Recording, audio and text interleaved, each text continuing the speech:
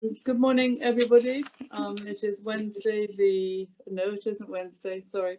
It's Thursday, the 22nd of April, and it's 9:31.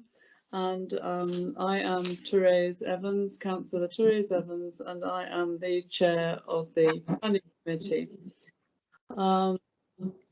Going to just run through a few housekeeping points in a minute. But before I do that, I'm going to pass over to Dave Shaw, who's the Senior Democratic Services Officer, to do a roll call of members and then tell us which officers are in attendance this morning. Over to you, Dave. Yes, thank you, Chair, and good morning, members. First of all, Councillor Clear. Yes, good morning, here. Councillor Evans. Yes. Thank you. Councillor Gordon-Smith. Present. Thank you. Councillor Layming. Good morning, present. Good morning, Councillor Mclean. Good morning, present as well. Councillor Reid. Good morning, present. Good morning, thank you. Councillor Raffel. Present. And Councillor Rutter, thank you. Good morning, everybody. I'm present. Thank you. Thank you. That's all members that are present. Thank you. At this stage, would you like me to give you the officers that are present as Yes, well please. in the meeting? Yes, please. Thank you. We have Julie Pinnock, Service Lead Built Environment. And for the morning, Fiona Sutherland, Public Law Manager. And for the planning case officers, for item 7, Coventry House, we're joined by Megan Osborne. And in support of Megan are David Jousey, Hampshire County Council Highways, Katie Morgans, Winchester City Council Landscape, and Richard Smith, Ecologist, Winchester City Council. For item 8, Bramble Cottage, the case officer is Lisa Booth, and for item 9, 36 Dean Lane, is Catherine Watson. Thank you. Thank you very much. Just a few housekeeping points before we start the agenda. Members know to turn off their cameras and microphones, but members of the public, if you could do the same and only turn your microphone on when you are speaking. If you have any technology problems, please could you let the Democratic Services Officer know. It could, it might affect your right to vote. Members of the public, you'll be invited into the room, as it were, the virtual room, and when it's your turn to speak, you will have 3 minutes. There will be a clock. As soon as you start speaking, you'll see a clock on the screen come up, and I'm afraid I'm going to be strict over the timekeeping. So when it gets to 3 minutes, you will be told, even if you can't see the clock, and then if you could just finish that sentence you're on. Please don't go away then, because there might be possibly questions of clarification from members of the committee. And could you please turn your mobiles off or onto silent? Can I advise too that this meeting is being audio recorded and live streamed from the council's website, and a video recorder of the meeting will be uploaded to the council's YouTube channel shortly after the meeting, where it can be found next to the meeting's details. I did ask for a little bit more clarification of how you get on to the meeting recordings. And so you have to go to the Winchester City Council's website, and then go into council services, then go on to all services, councillors and committees and calendar, and then you select the committee meeting date that you're interested in. Right, so I'm now going to turn to the agenda. Now, the first item is apologies and deputy members, but I don't think we have any of those. Dave, do we? That is correct, Chair. All members are present, so no apologies and no deputy members. No, thank you. And we are quorate, of course. Disclosures of interests? None to declare. No, I don't believe there are any subcommittees to set up. Yes, that is correct. There's no subcommittees to be formed. Then agenda item 4, the minutes of the last meeting, which are on page 9 to page 18. Committee, if I could ask you to unmute and give your agreement. Agreed. Agreed. Thank you. Agreed. Thank you. And I don't think there are any objections to the minute. No.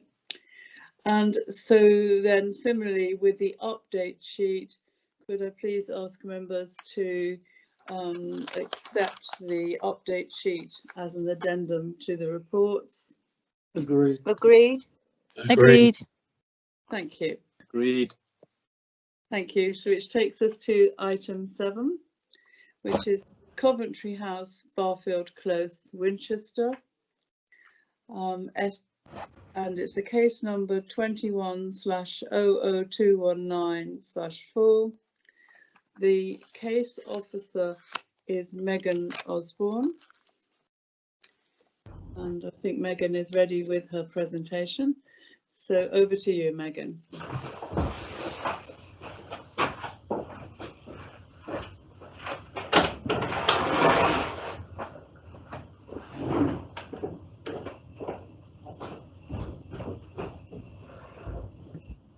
Chair, could Mr. John East turn his microphone? Thank you.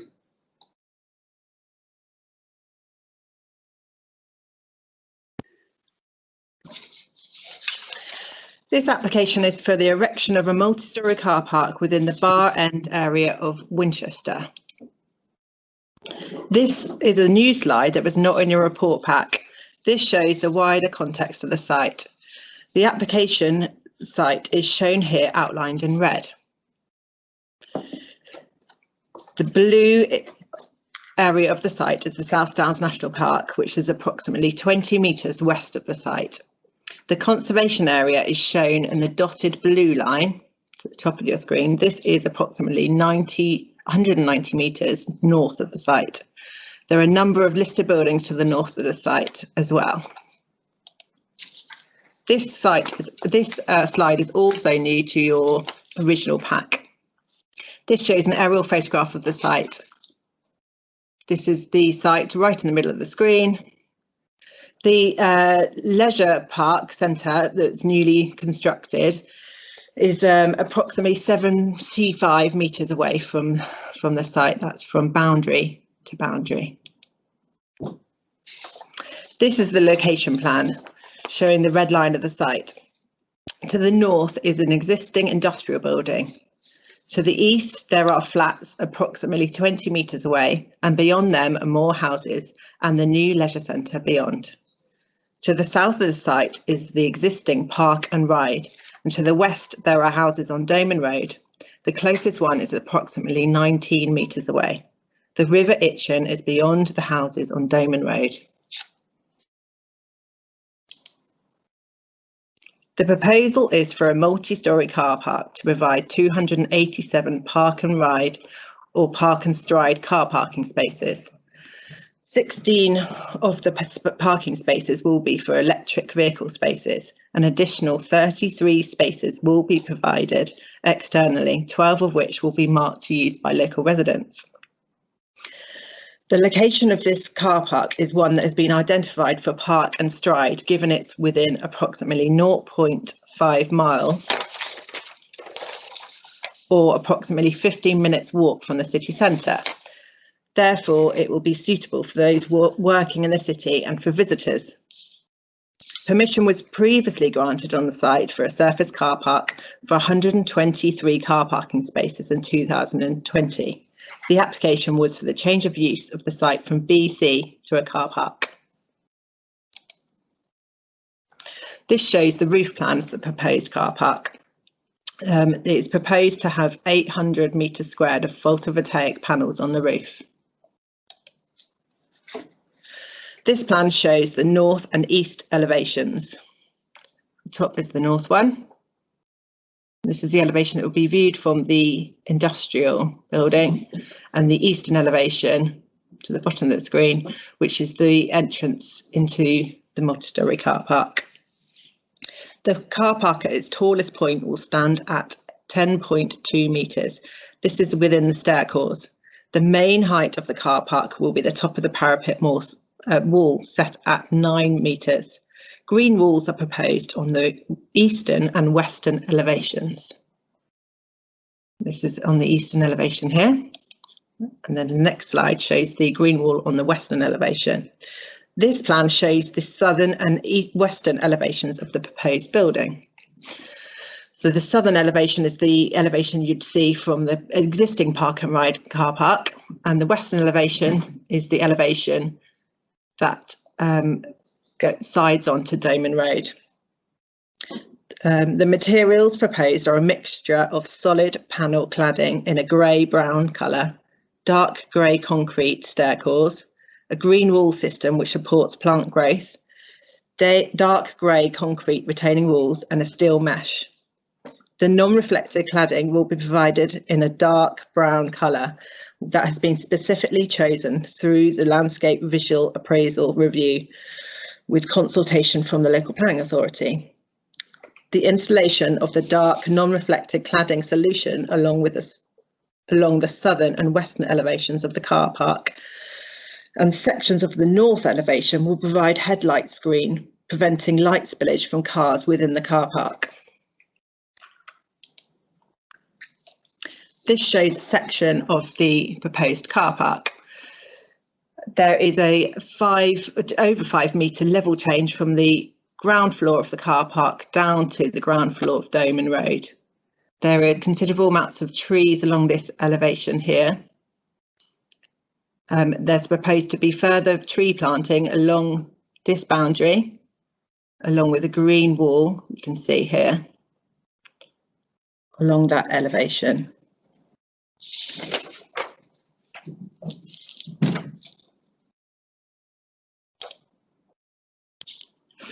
This slide shows the landscaping plan for the proposal. Various mitigation is proposed to the landscape areas of this building. Tree planting was one of the suggestions made by the landscape assessment, and this is proposed on the south and western side of the building to reduce visual impact from both close and distant viewpoints. The trees on the western boundary also strengthen the existing buffer that separates Bar End Industrial Estate from the South Downs National Park. Green walls that support plant growth have been proposed on the western and eastern elevations to soften and enhance specific aspects of the building.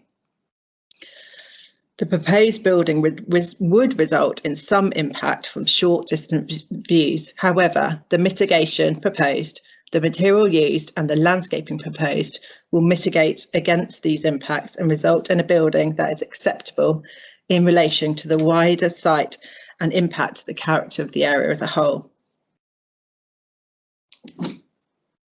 These are some photos of the site. This shows the where the top of the building would be proposed at the top of the staircase, proposed at 10.2 metres. This is a view from the south of the site, from the car park, looking at the site. This is standing back in the existing park and ride car park, looking at the site straight in front of us, the southern elevation. This is a view of the entrance going into where the proposed car park would be.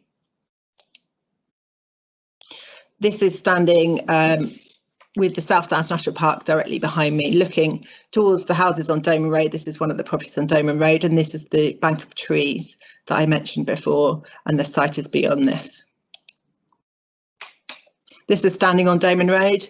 The proposed site is to the right-hand side of the screen here. You can see the level change in the amount of trees planted along here. This again is standing looking the other way along Doman Road with the proposed site on the left-hand side of the screen. This is the view from St Catherine's Hill, and the site is approximately here. And this is from a view from Pilgrim's Way.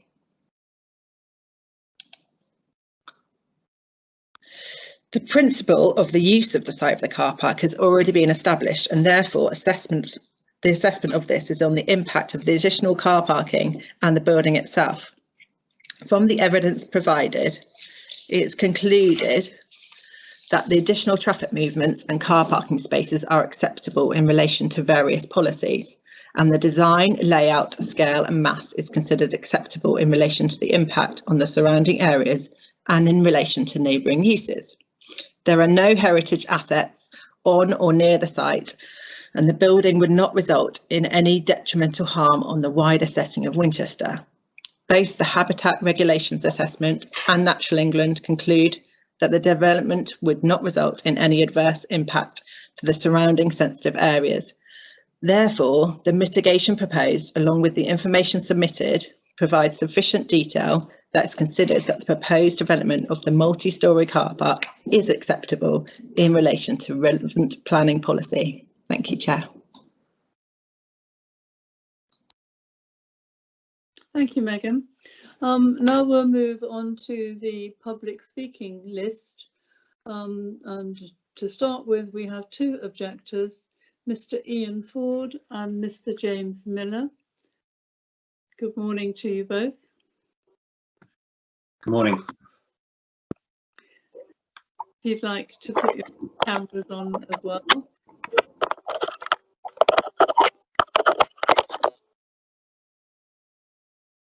So, Mr. Miller, are you going to put your camera on, or is that too difficult? Can you hear me? Oh, we can hear you. Yeah. Okay. Yeah, I'm trying to put my camera on, but Okay, not to worry. We can hear you. We're just painting. You have. Ah, there you are. Right. wonderful. Gentlemen, you have 3 minutes between you. It's up to you how you wish to use it, and who goes first or who goes second, and so on. So over to you. Shall I go first? Yeah, go for it, Ian. Go for it, Ian. Yeah. Okay, good morning. My name's Ian Ford, and I'm speaking on behalf of all residents on Doman Road. Now, we believe that the council has completely failed to consider the off-site impact of these proposals and do leave themselves open to a potential legal challenge. Now, the proposals will tower 15 metres above Doman Road and be 5 times larger than the previous Voltex building. And we don't feel that the council have demonstrated the impact of these proposals on the area and the South Downs National Park. Now, operationally, there will be 800% increase in vehicle movements, and we feel the council have failed to consider the operational impact of cars moving around this open-sided building. None of the reports from the application consider the impact of headlight pollution, blasting into neighbours' bedrooms, illuminating the national park, and disturbing bat roosts. Now, the on-site trees are a confirmed bat habitat, and many of the bats are unable to operate if light levels are above 1 lumen. Now, a car headlight is 1500 lumens, and this light disturbance from the operation of the car park is a potential crime against wildlife, in our opinion. And the council has not taken a precautionary approach towards bats. In context, Bellway Homes last year was fined £600,000 for destroying bat roosts. So finally, the police confirm that multi-storey car parks attract antisocial behaviour, and they've recommended a condition for the council to sign up for a park mark accreditation, and the case officer has not included that condition in her report. So we do wonder whether the council really take crime seriously. And we feel that now is the time to act. Let's prevent antisocial behaviour before it starts. Let's protect residents from nuisance. Let's preserve the ecology for future generations, and let's have considerate forms of development. Thank you, Chair. Good morning. I'm representing XR Winchester, WINAC and Friends of the Earth. The council state that the Voltex Park and Ride is a priority action on the Carbon Neutrality Action Plan. This statement is completely illogical. It demonstrates a deep misunderstanding of the approach required to address the climate emergency. Park and Ride does not reduce carbon emissions. In fact, it's well understood that it does the very opposite. It increases carbon emissions by embedding car use rather than public transport and active travel. To make matters worse, the embodied carbon from the construction of the building that can only ever be used as a car park will lead to further unacceptable and unnecessary increases in carbon emissions. The council objected to the expansion of Southampton Airport on the grounds of increased carbon emissions. It is therefore extremely hypocritical to be proposing a new car park that will also significantly increase carbon emissions. The council has declared a climate emergency, and therefore now is the time to act accordingly. Thank you.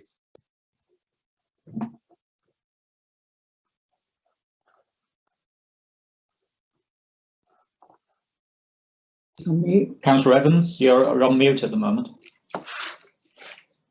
Sorry. Just to say, Mr. Miller, that although you only had a minute or so to speak, the committee has received the objection from Friends of the Earth and read it and noted your contents. Right, so ward councillor, we have Councillor Mother. Good morning, Councillor Mother. Chair, it's Fiona Sutherland here. Can I? Oh yes, I forgot to say, were there any questions? Sorry, it's been quite a difficult meeting, one way and the other. Chair. Sorry, Councillor Mother.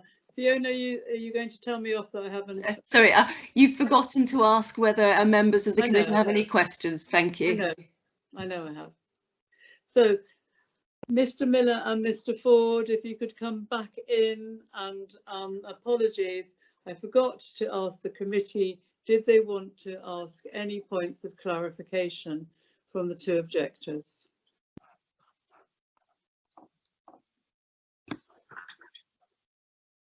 Vice Chair. Thank you, Chair. I have a question, if that's okay. Oh yes, of course. Mr. Miller, you mentioned the police talking about antisocial behaviour. That was Mr. Ford. Sorry?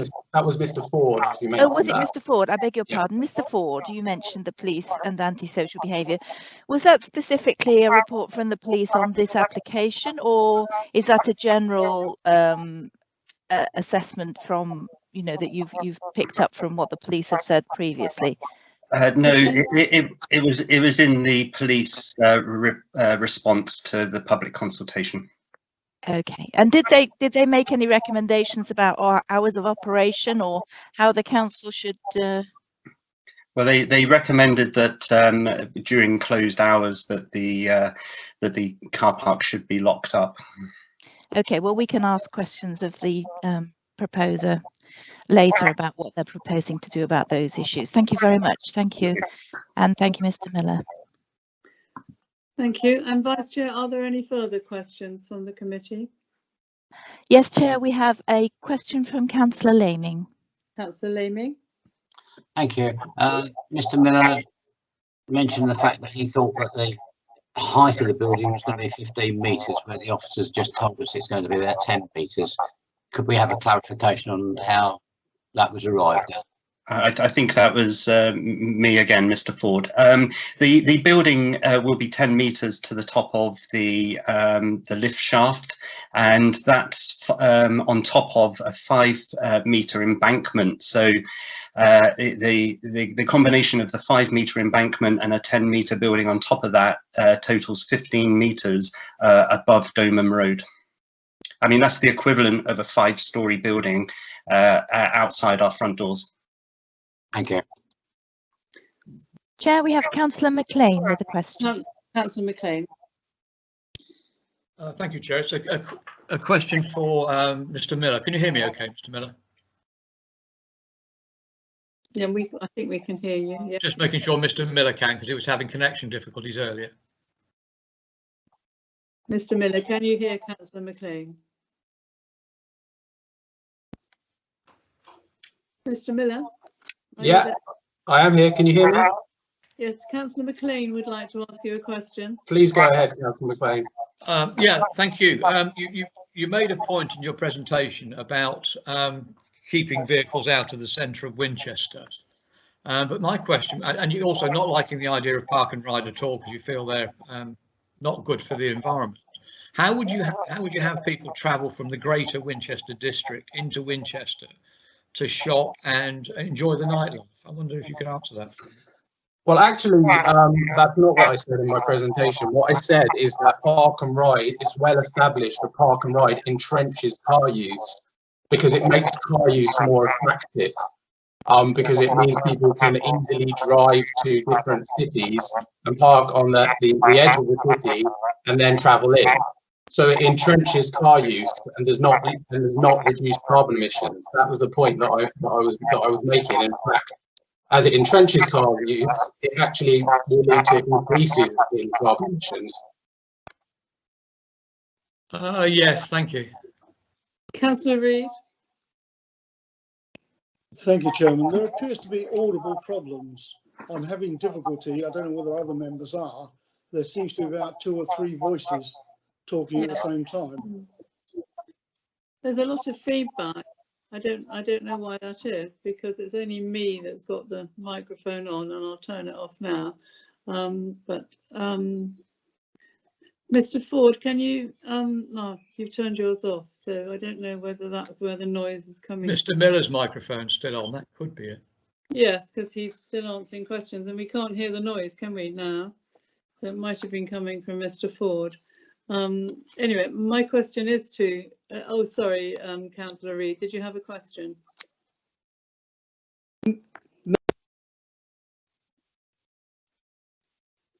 Councillor Reid, did you have a question? No, Chairman. No. It was the audible problems. Yes, I know. Yeah, I do have a question. I think for Mr. Ford. Mr. Ford, I think that it was you that mentioned the headlight pollution. The headlight pollution will be coming from the road up the top, Domham Road. No, the headlight pollution is from the cars that are manoeuvring in the car park at night time. You know, there was a light impact assessment, but that only concerned itself with the static lights on the building. There has been no assessment of how this car park is actually going to be used.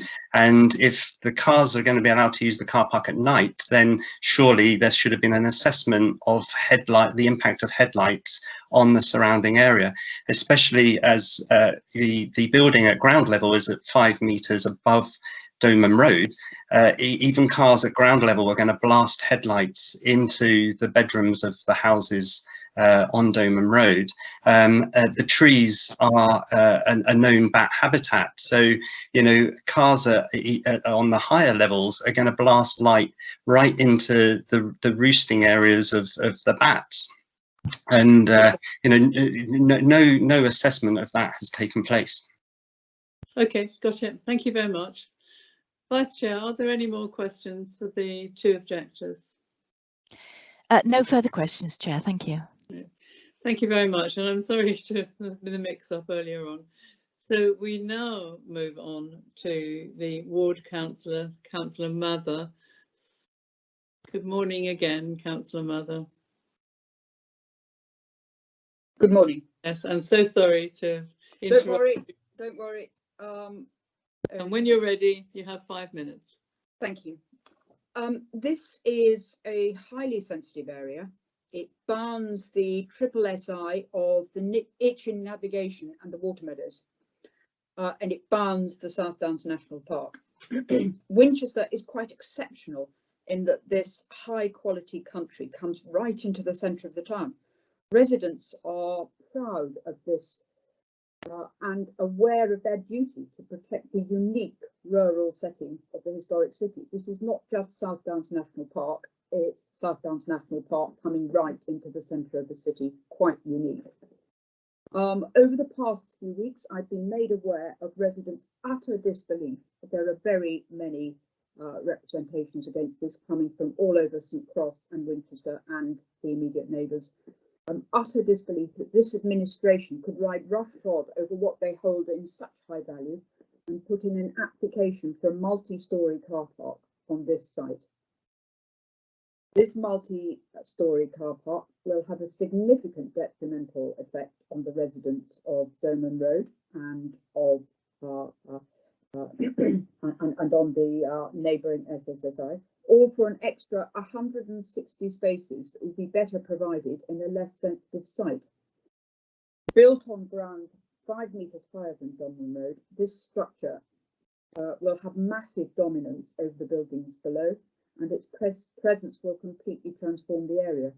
There are already some 1,800 spaces provided on this side of Winchester and other car parks that could be expanded less intrusively. There is mention of tree planting to conceal the building. Which native trees appropriate for the edge of this SSSI would provide adequate screening? This is an area of English deciduous trees, not many yards away.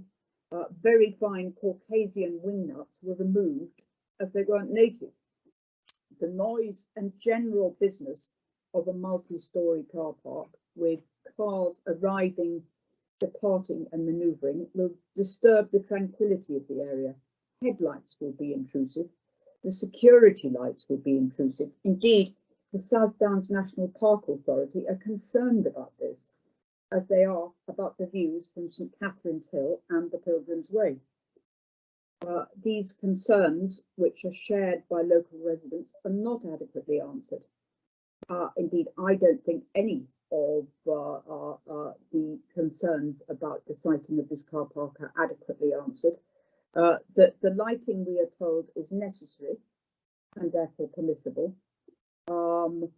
which is a strange argument, which somewhat begs the question of whether a building requiring such intrusive lighting should be built in such a sensitive location. It just completely begs that question.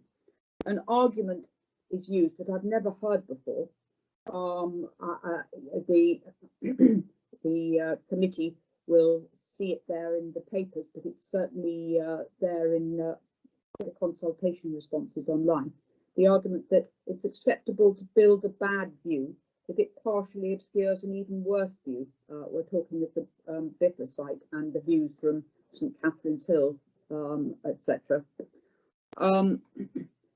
Air quality can only be adversely affected by so many cars in low gear manoeuvring around that car park, and any attempt to deny this is highly questionable. The report does not satisfactorily answer the objections and concerns of the many residents and the many people from all over the wider St Cross area that are appalled that this application has been made. This application should be turned down, and the reason would be the adverse impact on neighbouring residents, loss of amenity, and the adverse impact on the SSSI. So I trust that the committee will come to the right decision on this. Thank you. If you'd like to stay there, because the committee may like to ask you some questions. Vice Chair, has anyone registered a question? Yes, Chair, we have Councillor Layming with a question. Thank you. So Yeah, Councillor, if you'd like to put your camera back on. it is on now, I hope. Yes, here we are. Right, Councillor Layming has a question for you. Yeah, Councillor Mathers, I need a bit of clarification, please. Now, the Vortex site was a high security establishment as such, and therefore had, I believe, lighting all night anyway. So are you saying that the light pollution from the car park would be worse than what was there before? I think we need to clarify that situation. I'm not making any comparisons at all, but there just shouldn't be light pollution of such a sort on this location, just next to the residents of Doman Road and the triple SSSI. I believe that there was an issue even with the tennis club having lights on at night. All these things need to be taken into account. The wildlife is very important. The wildlife doesn't want lights on all night. And quite apart from the general light pollution, I'm making no comparison with the Vortex site because I don't know. I have no immediate recollection as to what the lighting was like from that, but the residents would be in a better position to answer. Yeah, I mean, it was just that this is a subject that keeps coming up from everybody, and I am concerned with the light pollution that would be created, but to make a fair comparison will help us come to a conclusion on that particular point.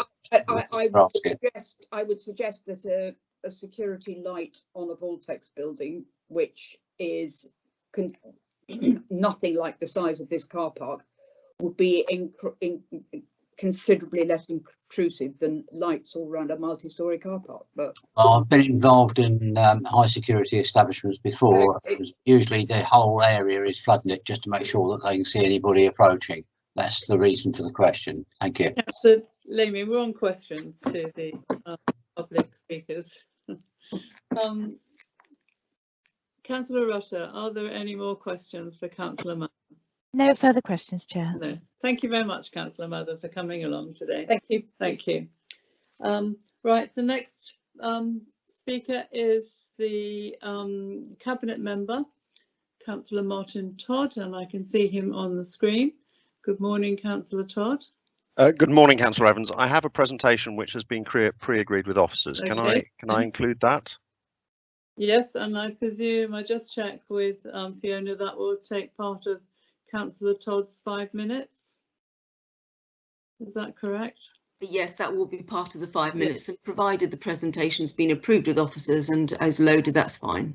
Yeah, it has, and I can either run it or it can be run by officers, whichever is preferred. I don't know. Okay. Who's going to run your presentation? Is it looks like it's on the screen, and I will ask for next slides to come along as we go. Okay, great. Okay, so you have 5 minutes when you're ready. Thank you very much, Chair.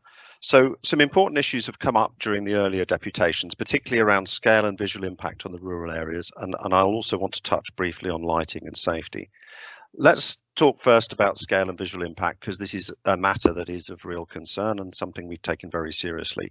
When we originally consulted residents at the start of the process, we showed plans for a car park with 300 parking spaces that came much closer to the edge of the bank. They expressed concern about visual impact and lighting, so we now have a car park with 287 parking spaces, an entire row knocked off to the end in order to make the car park shorter, improved headlight barriers, and we've moved the whole car park as far as we can towards Barfield Close. And while we originally planned only to put shielding on the Barfield Close side, we've now put most of the shielding on the Doman Road side. And of course, I mean, there's been a lot talked about scale. Let's not forget the building is lower than the previous building. But I think it's best to show you the visual impact rather than just talk about it. I won't talk about the viewpoint analysis because that's been done on a proper standard and stands alone. But I know that the committee have been sent some rather alarming illustrations of how the building might look, so I'd like to address those. There's even one out there that seemed to assume we would demolish the entire Biffa depot and put the car park there as well. So to give everybody involved, including residents, an idea of the scale of the building, officers erected a cherry picker at the northwestern corner of the site, the point nearest to the bank, to the correct height. And this is the illustration you can see here. But I think it's important also to see it from the riverside, because I know that's where a lot of people have expressed concern. Next slide, please. Can I control this? Can I have the next slide, please? Oh, there we go. This just shows the path that I want to show where the first site is. You can't see anything here. You can't see the cherry picker. But if we move to the next slide, you'll see that if you're on this path, you can see the cherry picker, which is the high point of the northwest corner of the building, but it is well below the roof height of the existing houses. So if you're on this path, you will see the building, but you'll see it in the gaps between the houses. But most of the view of the trees is blocked by the houses and certainly not blocked by the car park. Next slide, please. This is the illustration that people have seen, or the angle that people have seen. And this is a photograph that I took of the cherry picker because I was sufficiently concerned to want to check for myself to give a sense of how big the building might be, except that the illustration that's been circulated has and I hope you can see in the center of the picture, just above the middle house, slightly to the left and up a bit, you can see the top of the cherry picker, and I hope that's clear to people. It's quite different from the illustration that you may have seen circulated. It's much lower, and it's further to right. But that is an actual picture of the actual height of the actual corner of the building. And what you can see is it's about what I would call a chimney height above the houses. And again, you will see it through the gaps between the houses, but most of the car park will be blocked by the houses and not be visible as you are walking on the path on that side of the river. Next slide, please. This is coming the other way, and what you can see on this side is, again, it is about the height of the houses in this particular case, from this particular angle nearer to the houses, nearer point on the riverbank. And again, it's not looming above it. It's something that will appear in the gaps between the houses and not be looming over them, at least as far as viewers from the from the riverbank walking along the river will see. Next slide, please. And then the last point is just to give a sense of what you will see from Doman Road itself. So what you see there is a photograph looking up the bank. Then you see the fence. What you don't then see is the row of planting and green walls and other things that we'll be putting in place. And then you see the height of the cherry picker there, which shows it's about twice the height of the fence that's currently in place. So it will be visible, but it's dwarfed by the tree planting that's already in place, and will be it doesn't reflect the screening that we put in place. So moving on quickly to some of the other issues that have been raised. Is there a problem with car headlamps? As I mentioned earlier, in response to the residents' concerns, we install headlamp screening. Headlight screening is in place. This is not our first open-sided multi-storey car park. Chesil Street and Tower Street are open-sided and in the heart of the city, and headlights from Chesil Street and Tower Street do not spill out across the city and do not and headlight screening works. In other words, it works at our other car parks and it will work here as well. There's also been a question of whether it's consistent. According to plan, so.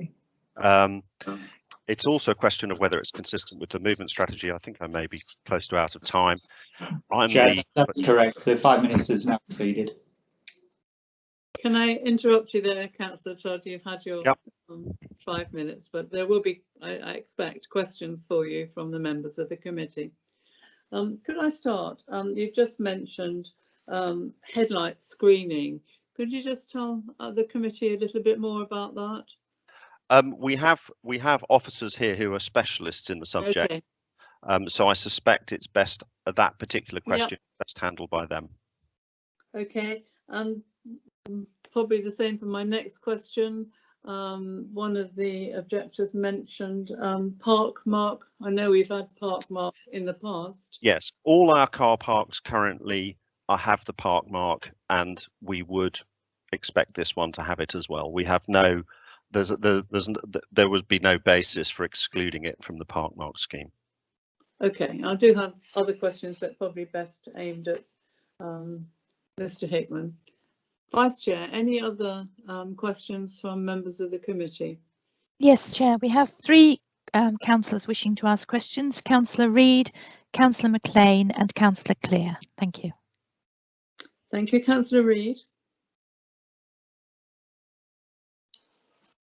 Thank you, Chairman. Thank you, Martin, for your presentation. Just got a query. Is it possible you could put up your first slide, please, showing the cherry picker? I can. I think I somebody can. Yeah, somebody can. I'm able to. Somebody else. The very first one. You mean this one? No, the very first one. That one. Yeah. It's interesting because on page 51 of our pack, we've got a different picture, i.e. what appears to be a different height. So maybe it's the angle of the photograph, but I don't think so. Maybe you'd like to make a comment on that. And the other one was with regard to you said that the building will be twice as high as the fencing you can see in the front. So is that fencing 5 meters high? No, sorry, the visual impact is what I meant there. I wasn't saying that the visual appearance. It is higher, but because it's set further back, it doesn't, it's set further back. So I was talking about its visual impact as you are standing in the road, not in terms of the actual height itself. I wish you'd have said visual. Yeah, But apologies yes, for the lack of clarity on that. I think the difference is likely to be on the photograph is because I visited privately. I couldn't visit for PERDA reasons at the same time as officers. I was not able to access the site and take a picture from within the site. So I took my photograph through the gate at the entry to the site. So I think I was further away, which is why the angle looks different. Yeah. Okay, yeah, it does appear to be quite different. But Yeah, and I think it's because I was further away from the image. That was my understanding, because it's the setting was set to the same height. thank you. Thank you. Councillor Mclean. Oops, thank you very much, Chair.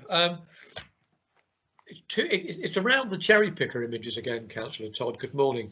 I've got page 51 of the council pack in front of me, which shows the height of the top height of the cherry picker close to the height of the trees.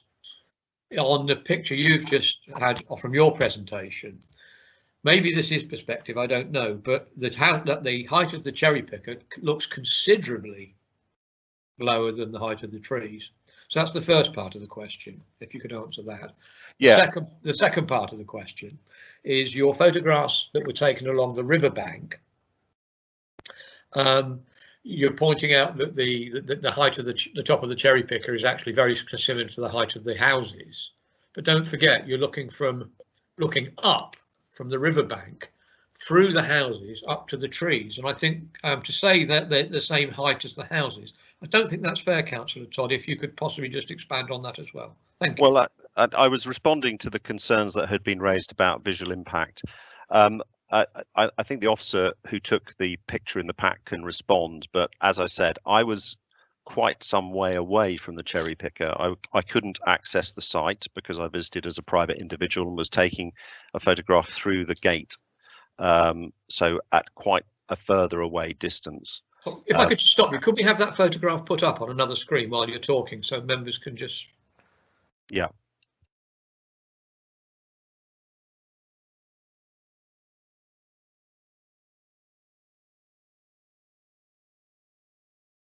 Yeah, that's one of them, certainly. And then the one of the cherry picker actually on its own that you took across the site. You know, we're looking at this point, we're looking upwards at quite a steep angle to the top of that. There. That one, yes. Yeah. So that's me standing in the road looking up, because again, what I wasn't trying to do was tell you how big the building was. I was trying to give a sense of the visual impact of the building. So that is the cherry picker at the height of the building, at the nearest point to the bank, to give you a sense of what the visual impression would be if you were standing in the road. I think, Councillor Todd, that gives us an impression of the height of it, but not the slab side of it. That just, you know, it's... No, that's true. It's the height, it's not the width of it. No, that's true. Obviously, it's not the width of it. It's showing the height of it. And that was what I wanted to get across, because I know that that is an area of concern to people. And the other photograph of the cherry picker across the side that you took from outside in relation to the tree? First one. Yeah, so this is one that I took. So I think if you compare the pictures, it'll be apparent that I was quite a lot further away. And the reason I was further away was because I was outside the site, outside the gate at the front of the site, and not able to access further into the site. Whereas I believe the photograph, and we can check this, but the other photograph was taken inside the site. Okay, it just looks as if the cherry pickers, and it's nothing to do with anything you would have anything to do with, but it looks as the cherry pickers in actually two different places. I believe that they were taken on 2 different days, and they may have been taken down in between, but it was put up to the correct height on both occasions. Okay, yeah, thank you. Thank you very much, Councillor Todd. Thank you, Councillor Clear. Thank you, Chair. Good morning, Councillor Todd.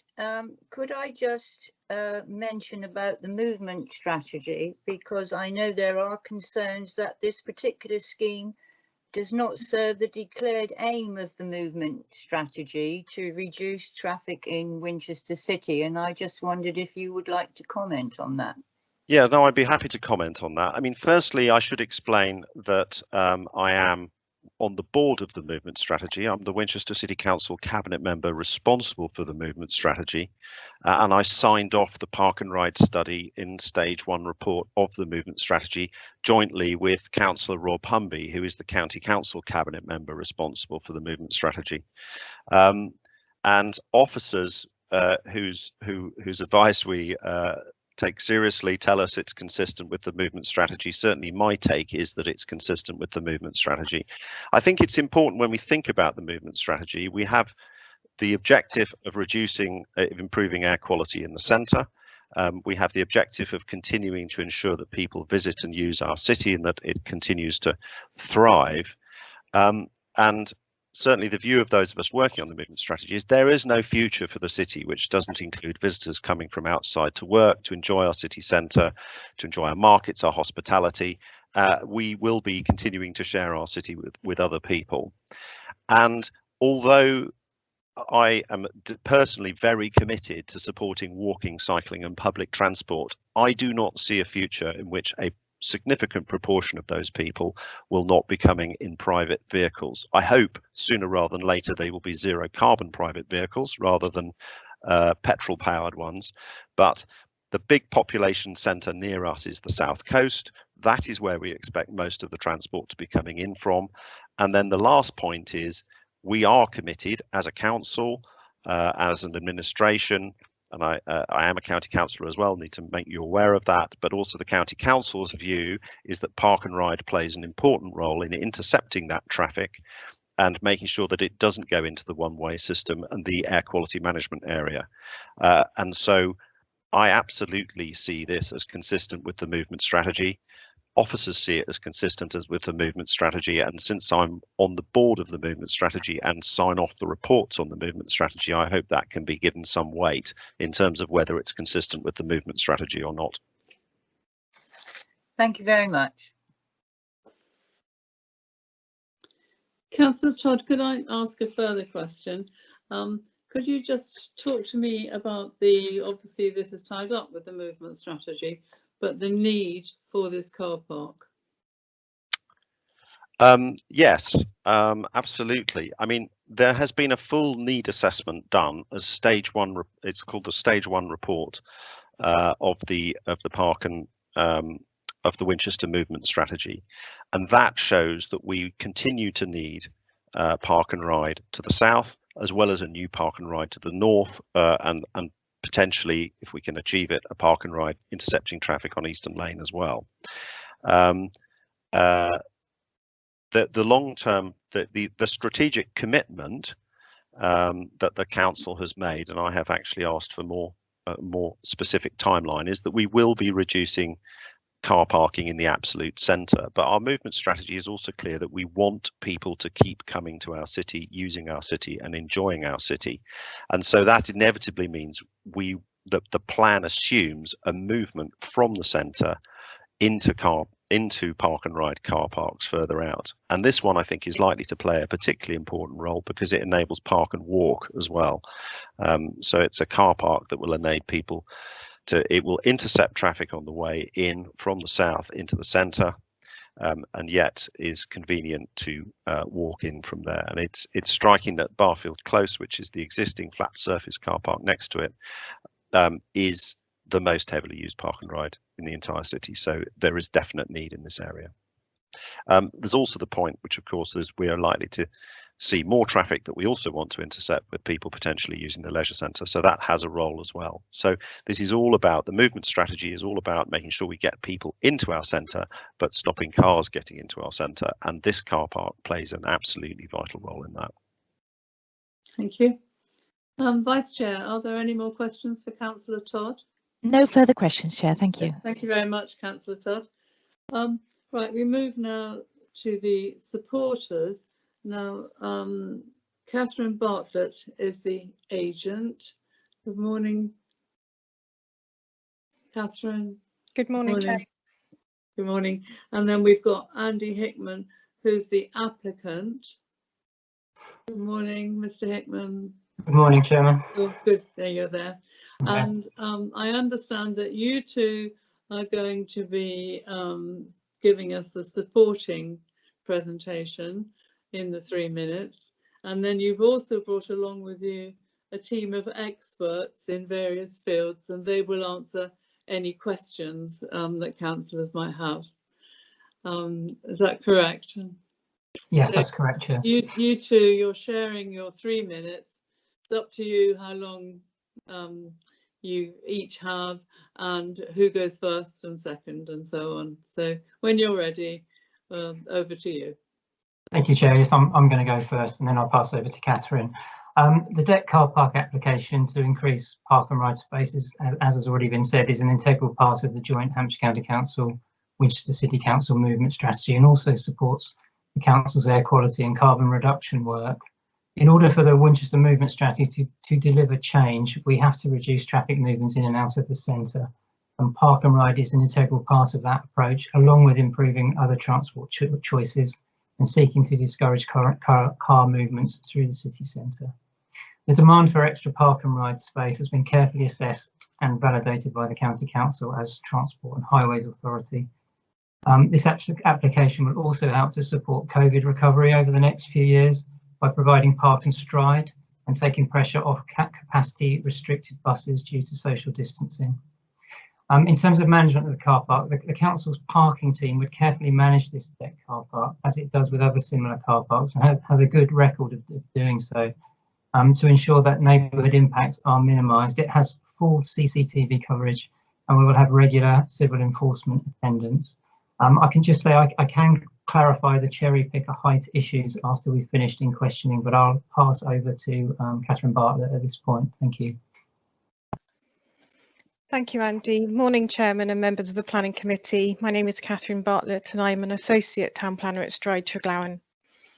The car park building proposes material types and colour that have been carefully selected so that the building will sit and blend into the townscape when viewed against the surrounding area. The proposed building has been designed to limit the change to close and distant viewpoints. This is achieved through the landscape proposals and our careful consideration of the building's siting, roofscape design, facade treatment and material finishes. The input from technical specialists has directly influenced the proposed design and supports the robust planning submission that has been made. This has resulted in the positive planning recommendation before you this morning. Our landscape architect, ecologist, designer and project manager are on hand to answer any specific questions you may have this morning. The Council have undertook consultation with the residents of Doman Road prior to the planning application being submitted, as you've heard. The proposed design responds to their concerns by positioning the building as far away from the western boundary as possible, by the use of a non-reflective cladding along the western and southern elevations in a dark brown colour to blend into the landscape and to act as a screen to protect against light spill. The design integrates a green wall along the western elevation, which will further screen the car park structure in immediate views from these dwellings once established.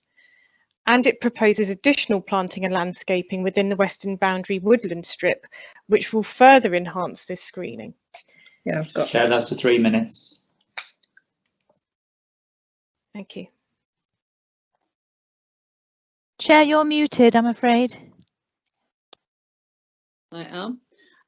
Apologies for that. I have a number of questions, but I'll just start off with one. I think it's true to say that it's the impact which has concerned residents most. And one of the objectors mentioned about an 800% increase of movements. Can you comment on that? Anyone? Yes, I can probably comment on that, Chair.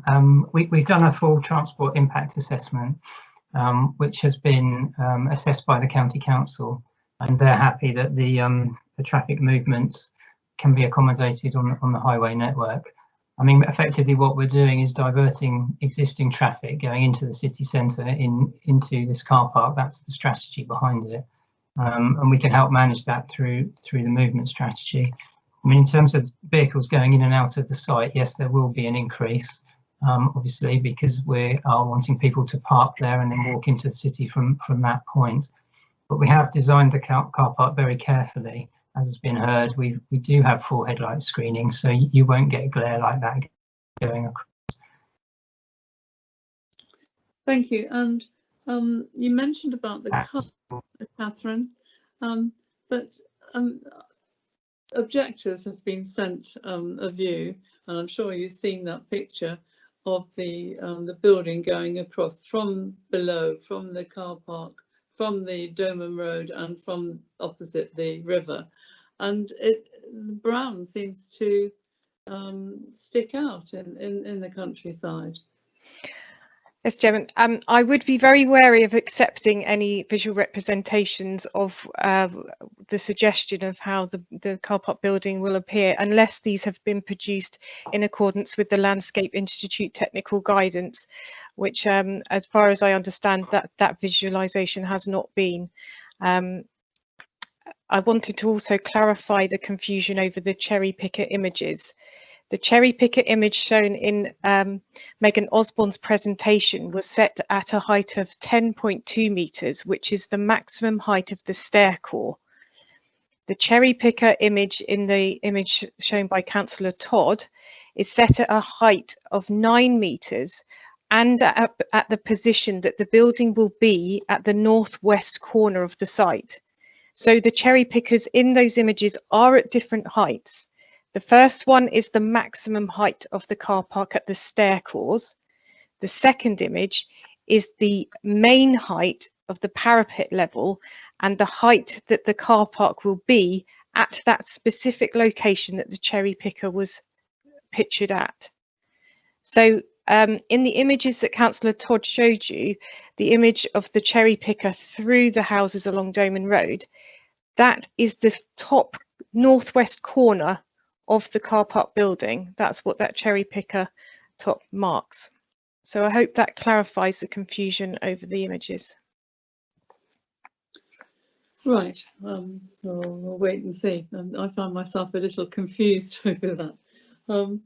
Right, so Vice Chair, any further questions? Yes, Chair. We have Councillor Reid, we have myself, we have Councillor Clear, and we have Councillor Mclean, all with questions. Thank you. Right, so Councillor Reid. Thank you, Chairman.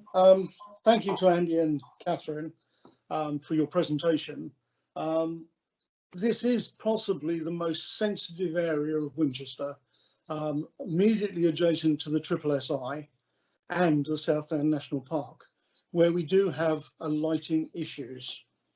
Now, I know some people don't take too cleverly to the lighting issues, but this is literally right on the boundary and it is going to be crucial.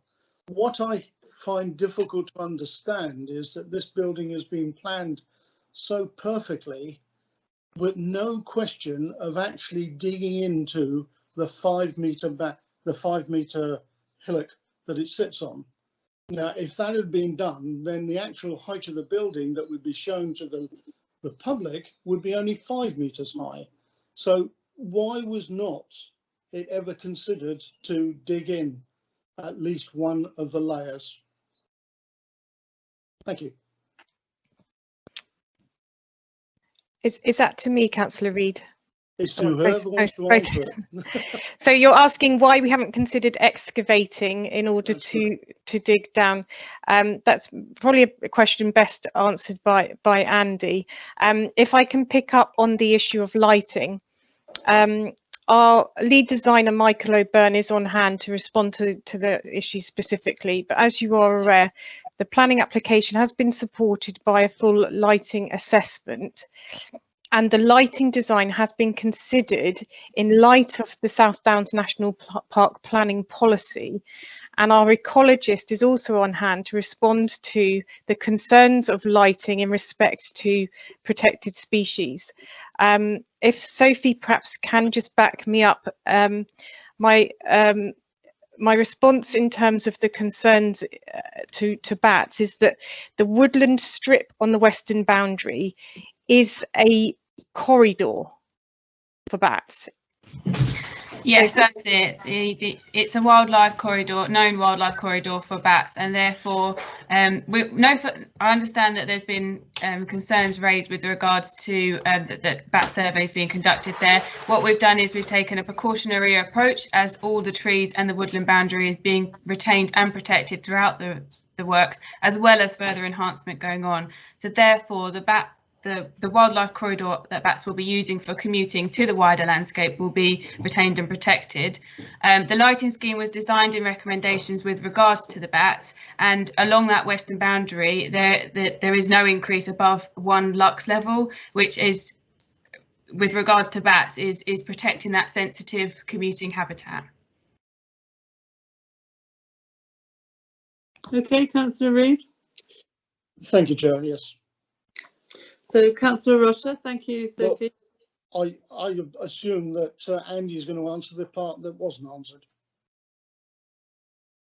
The excavation. You're muted, Andy. Andy, you're muted. Apologies. Yes, I can answer that question. There would be quite a significant impact if we dug into the ground on the existing tree line along there, and we wanted to sort of preserve those trees and enhance them rather than damage them. So digging down would have a significant impact on them. It would make our drainage of the site extremely tricky as well, and it would have an impact on adjacent sites. So we didn't consider going down for those reasons, Councillor. I hope that helps. Thank you. It helps me understand a little. Thank you. Councillor Rutter. Thank you, Chair. I've got a few questions actually. Could I just ask why there are only 16 electric spaces charging points proposed for the car park when we're seeing a significant rise in the number of people buying electric cars now, and I'm sure that we would like at least half of the cars in that car park most of the time to be electric quite soon. So is there going to be the facility to increase the number of electric charge points there quite significantly? Is there going to, since the whole point of this car park is to encourage people to walk into town rather than to catch the bus, is there going to be well signposted and pleasant access down to Doman Road so that people have got that lovely walk along by Winchester College and the cathedral buildings into the centre of the city rather than walking along the main road? And my third question I can't find now, so I'll give up and just go with, oh yes, about trees and ivy. So you're talking about enhancing the tree line, but I visited the site and I thought that the trees were looking very scraggy, and part of that problem I think is because most of them are infested with ivy. Now, is it the intention to remove that ivy and in other ways enhance that screening, and perhaps you could give us more detail of the enhanced screening that's proposed? Thank you. Chair, shall I start on the charge points and then we'll pass over to our expert on landscape? So we're putting in 16 double charge points, so that provides 32, the capacity for 32 vehicles to charge at any one time. But we've also built in capacity within the infrastructure to double that. But I did have a chat with David Ingram, our expert on EV charge points, and he doesn't want to put too many in at the moment. He wants to do it based on demand and increase it gradually over time. So we've put in what he's recommended, but with capacity to enhance it greatly. And we're looking at signing our car parks across the whole district in terms of our access and parking strategy and how we can enhance that. So we will be looking at encouraging people to park in the outer car parks through signing, and then signing routes into the city centre. So that work is all being planned at the moment.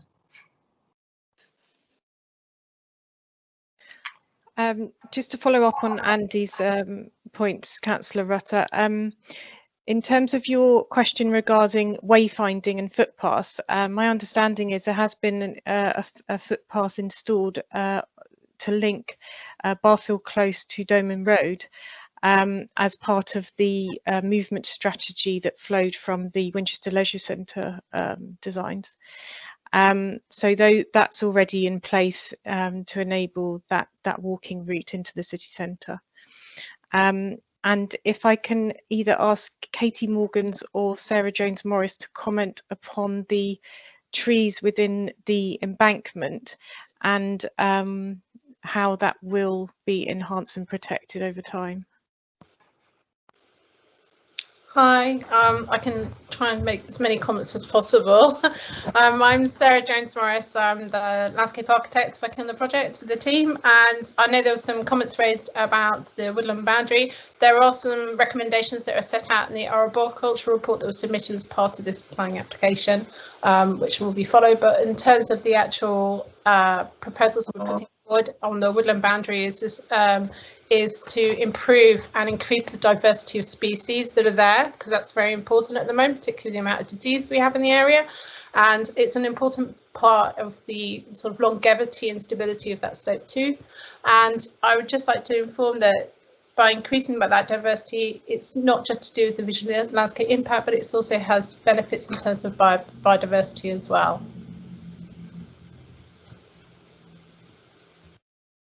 Thank you, everybody. Thank you. Thank you. Thank you. Councillor Clear, I think you're next. Thank you, Chair. Good morning. One thing, crime and disorder, the car park at night, will it be locked to deter any anti-social behaviour that may appear? And could I also ask, because road transport is obviously the biggest contributor to the district's carbon footprint, do you have any idea of carbon calculations? Is that possible, please? Thank you.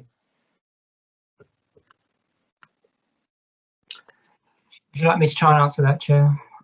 Yes, please. I mean, in terms of crime and disorder and the police's comment on park mark accreditation, we do use the park mark accreditation, as Councillor Todd said, and our car parks do all meet that standard. And they don't necessarily mean they have to be closed up at night. That's part of the consideration. And we don't usually close our car parks at night, apart from the one at the Brook Centre, which is part of a shopping centre, so you have to shut that one. And that does give us particular issues with vehicles getting shut in at night, particularly if they want to use the nighttime economy. And what we're trying to do here is encourage people to come into the city, park here, walk in and use the nighttime economy. If we shut the car park up at night, there is a risk that we will shut people in. What we would prefer to do is manage the car park, and we have a good record in that. And we don't have crime in our car parks. I have checked the figures.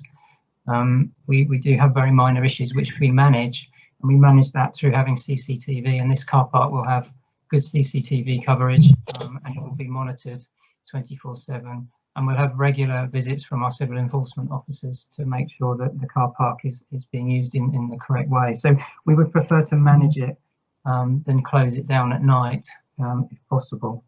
In terms of road traffic and carbon reduction, all I can say really is we haven't specifically assessed that, but it will have an impact. It will certainly have an impact on air quality and carbon reduction, because you're taking cars off the highway network earlier than they would have been, and they won't be going into the city centre through the air quality management area. And this is something we're looking at through the movement strategy in the future in terms of assessing the impact of transport measures on carbon. It's not easy, but we are working on it. And we do have a commitment to look at electric park and ride buses in the future as part of our carbon neutrality action plan. I hope that helps. Okay, Yeah, thank you, Mr. Hickman. Thank you. Thank you. And before I go on to Councillor Mclean, Mr. Ford, I know you've got your hand up, but I'm awfully sorry I can't invite you to speak again because you've had your objector slot. And so, Councillor Mclean. Thank you, Chair. Just relating to page 35 at the top, I'm changing the subject completely. Talking about drainage, and it says there is no foul drainage to consider. I assume that means there aren't any toilets on the site. Yes, that's correct. There aren't. Now, the worry I have, and I wonder if you could, how we consider this, because we have to look at this application as it stands. If people have been partaking of the nighttime economy, and returning to their vehicles as a group. Remembering what the stairwell of Friarsgate car park used to be like over the weekends, which was absolutely disgusting, is it not reasonable to consider adding a set of public toilets to this application? Because by the time you had people urinating in the toilets and the antisocial behaviour of people sleeping in the stairwells, and we took all the steps with our wardens to deal with it. How, Andy, do you propose that we deal with the issues that could come because there are no toilets? Thank you. We did consider whether we needed public conveniences here, and in the light of our sort of financial position as a council, and also in terms of the offer that we have with public conveniences across the city. So we do have 2 park and ride sites with public conveniences, and we do have a good range of public conveniences in the city. So we thought that we had on balance a good spread, and people have a choice. If they do need public toilets, they can park in other park and ride sites. So on balance, we felt that it wasn't necessary here, and it would just add to the potential issues that we could cause to neighbours, which we didn't want to do. So we felt on balance it was better not to have toilets on this. Can I come back on that, Chair, if I may? Yes. The cost to the authority of cleaning stairwells and the areas around, because it's a park and stride we're selling this as. So the idea is people walk into the city and at night they walk back.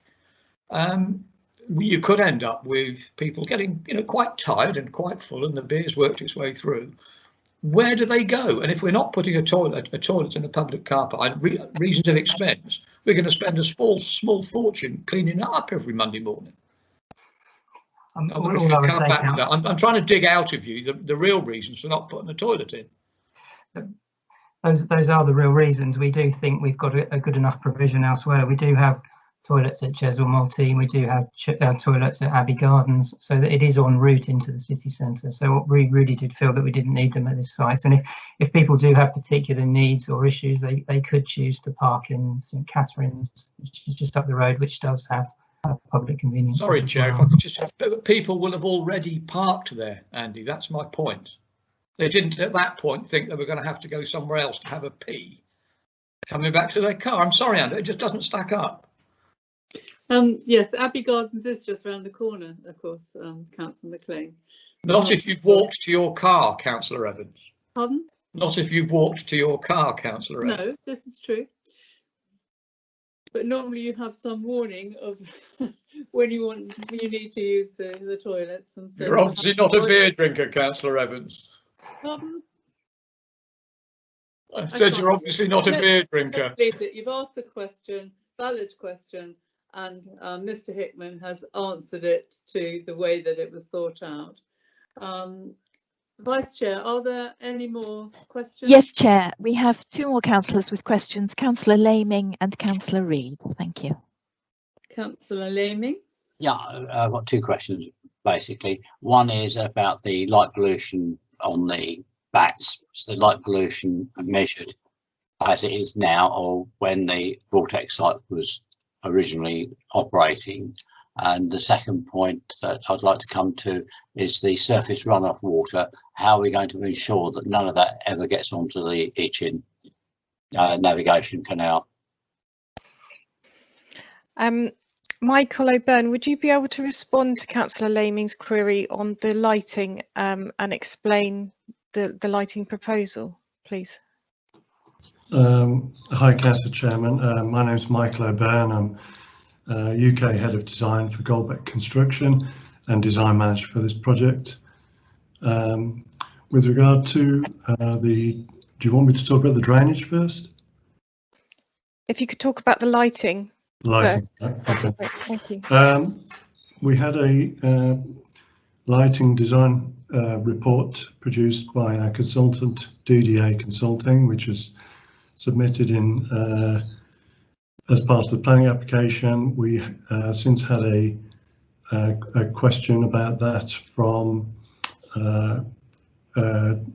stakeholders, and we've responded to that with the following responses, if you want to go through those. So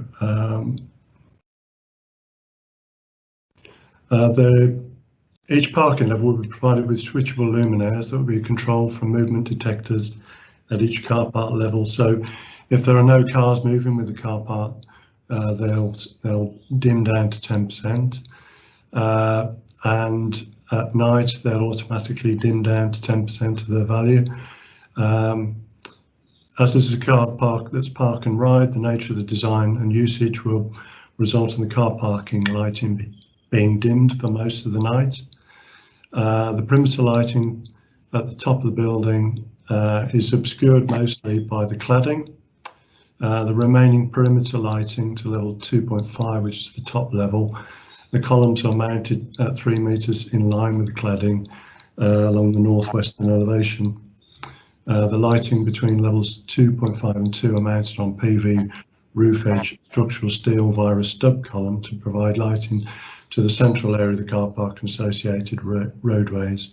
The luminaire height matches the columns on the edge of the level. Without these lights down the centre of the car park, the ability to achieve the lighting levels would not be possible, but we've done as much as we can within the design to mask as much as we can.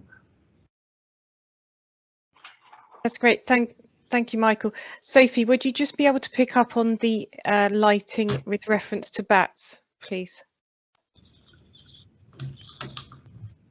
Yes, no problem at all. As I outlined slightly earlier, the western boundary has been protected, which is the most sensitive and significant part of the site for bats. It's the commuting wildlife corridor for them to use and to sort of roost within, but also for access to the wider landscape. So the light levels along that have been adjusted, and the recommendations have been followed to ensure that light does not go above 1 lux level, which is considered as specific for sensitive receptors, allowing those bats to continue to commute without any impact.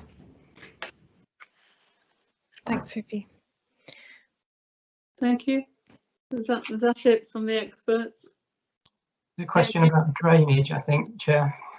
Sorry? Yes, please. There was a question about drainage, which Yeah. Michael, Oh, yeah. yeah, Michael could pick that up. Yeah, certainly. If you could just give me 1 minute, I'll just open the report we produced. We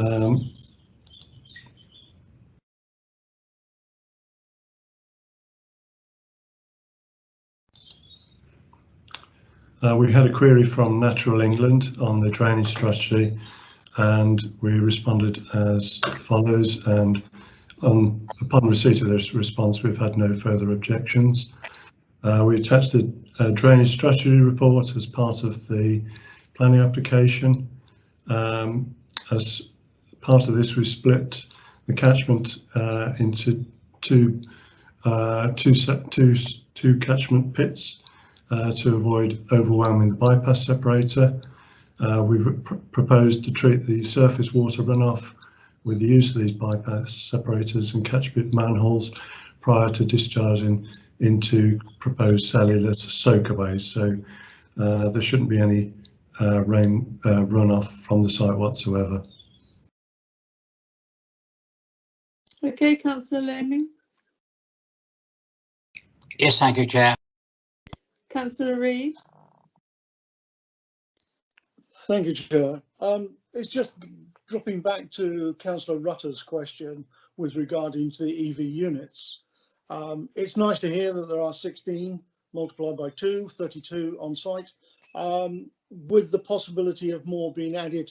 Does that mean all the cabling, etc., will be in position and only the actual physical units that sit on top of the ground will be have to be added at a later date?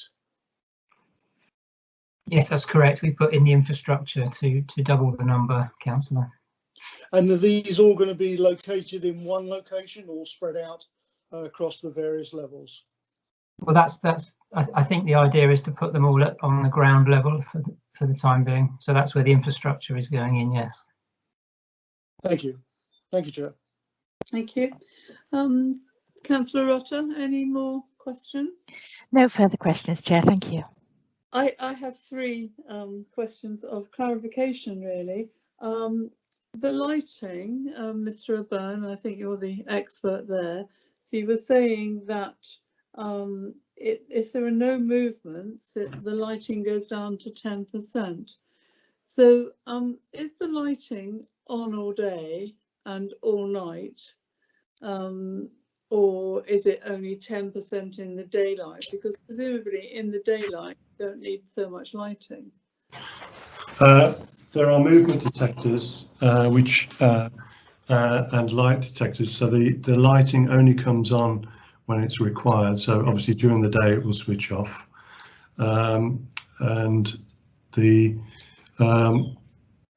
sorry, what was the second part of the question? Well, I was really checking.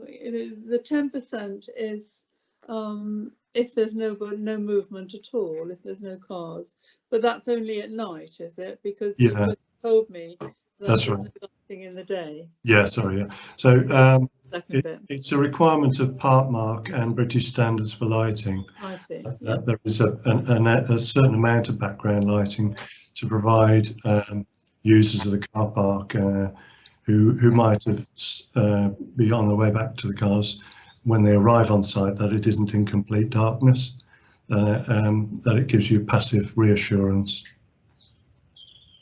And I think I'm correct in saying then that this will comply with the South Downs National Park dark skies at night. That's correct. Yeah, thank you. That's my first question. My second one is back to you, Catherine, and this cherry picker, and I think it's very important to sort it out. So you've told us that the photograph that Councillor Todd showed us goes to the top of the parapet, but the first one in Megan's presentation goes to the height of the stair course. So the stair course, that was 10.2 metres. The stair course is only presumably one small part of the top of the building. It doesn't go across as a bulk. That's absolutely, that's absolutely correct, Councillor. Yes. So there's two stair cores, one on the western elevation and one on the eastern elevation, and they were shown in the elevation drawings, and that's the maximum height that the car park will sit at, but the main height will be the 9.06 metres that the cherry picker was shown at in Councillor Todd's image. Yes. So the bulk of the building will be at 9 metres. Correct. And 2 points on the roof, it will be 10.2. That's absolutely correct, Councillor. Yes. Thank you. And my final clarification question, probably to Mr. Hickman, are you having any coach parting? Because that is another issue that lots of coaches come into the city, especially at Christmas. Yes, we are. We're putting a coach drop-off in the new leisure centre site, and we're putting in coach parking spaces at South Winchester Park and Ride, and we're putting in the associated signing so people will know where to go to. So yes, that's all in hand, Councillor. Thank you. Thank you. And just to check again with the Vice Chairman, there are no more councillors wanting to ask any questions? That's right, Chair. Thank you. No. So thank you very much, everybody, the whole team that's come along today and answered all our questions, but you're now released. Thank you very much. If you could turn your cameras off. Thank you, Chairman. Thank you. Thank you very much. Right. Before we go into councillors' questions, Megan, did you want to pick anything up that you heard in the public speaking? Yes, Chair, I'm just going to get the slides up to confirm something. Bear with me a second.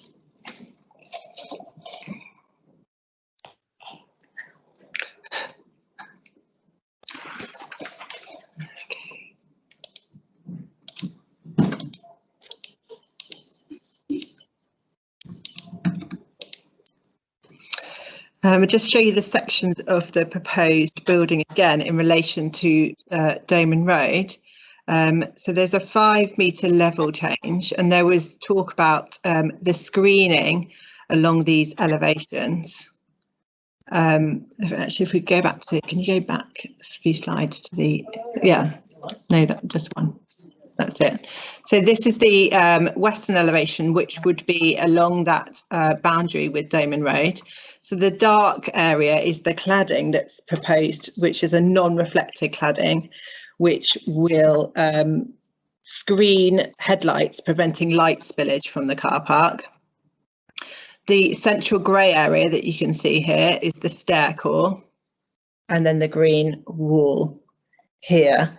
So the screening has been assessed by officers and we consider it to be acceptable, and there'll be limited light spillage, especially along this elevation.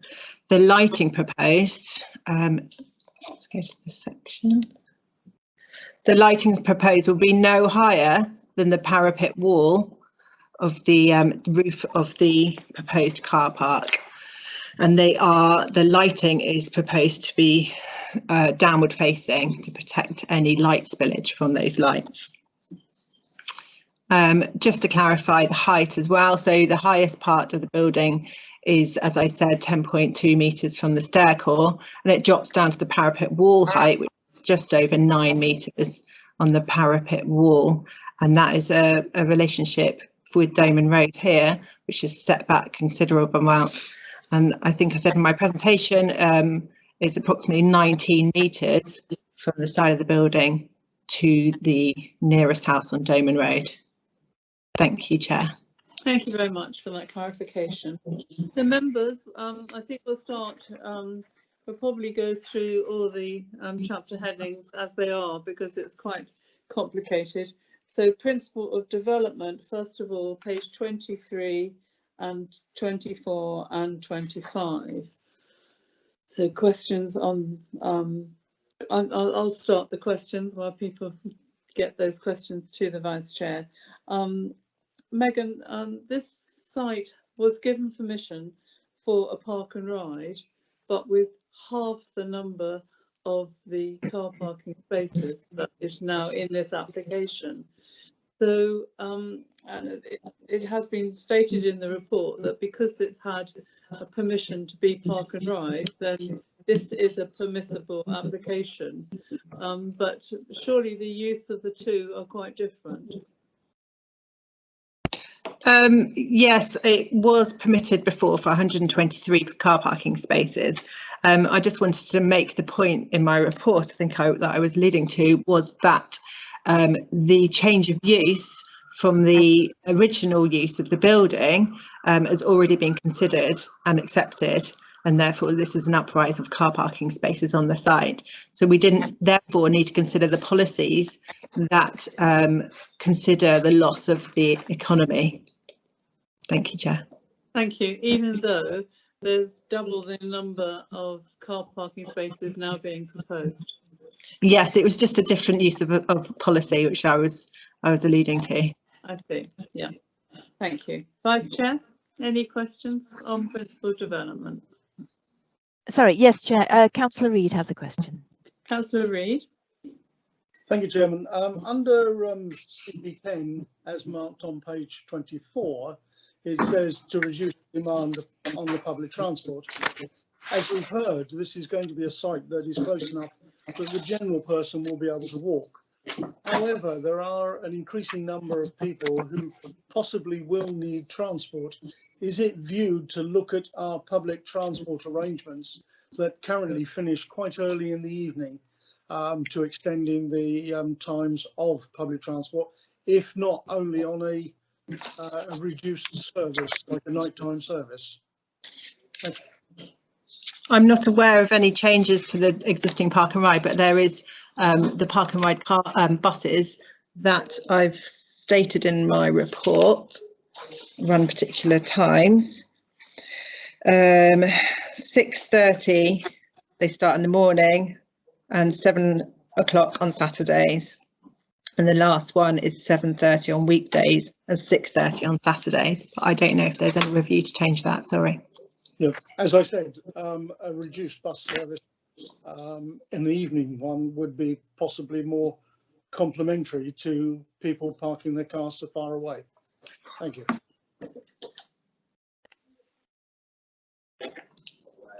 Okay, thank you. Vice Chair, any further questions? No further questions on this section, Chair. Okay, so the next pages, page 25 and 26 and 27 talk about the movement strategy and the air quality action plan.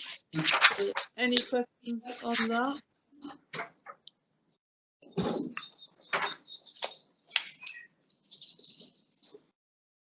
No questions, Chair. No questions. I turned my microphone off then to see where that background noise was coming from. It wasn't coming from me, so I assume everybody has their microphones muted.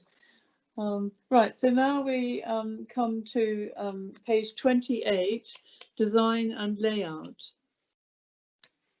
We have Councillor Clear with a question, Chair. Councillor Clear. Thank you, Chair. I'm thinking of this from a visual point of view and from the residents, because some of it will be seen. Please, may I ask, everything is so dark. It is dark green, dark grey, dark brown. Is there any way that this can be toned down a little bit just to help with the visual side of it? Thank you.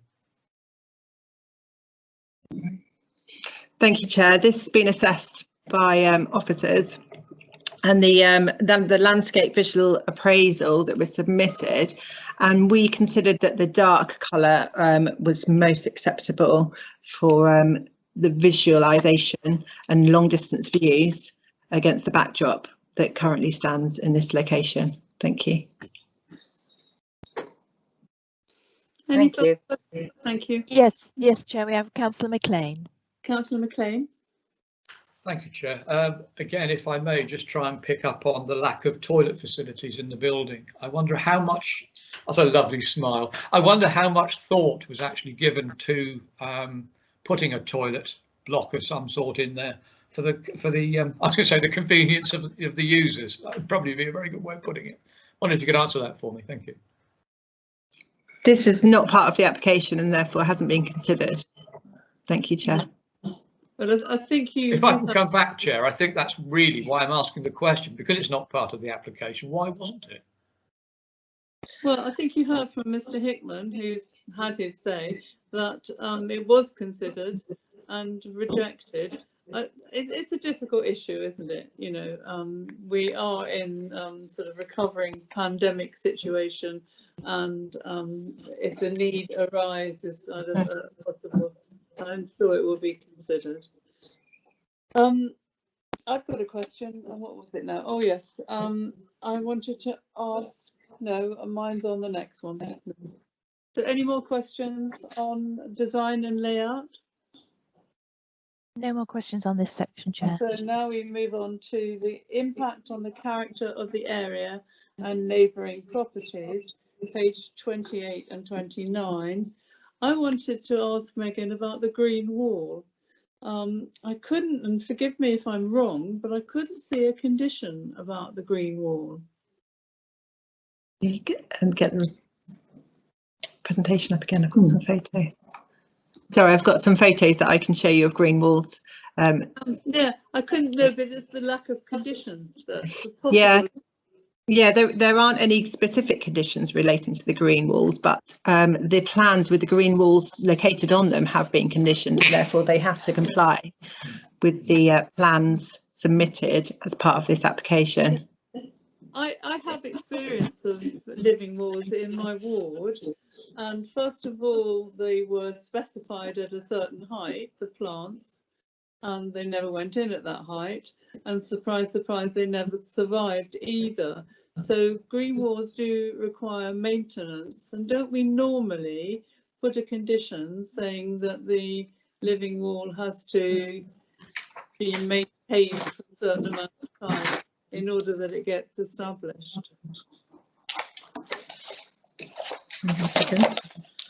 But I looked several times and I just couldn't see what the condition was for the green wall.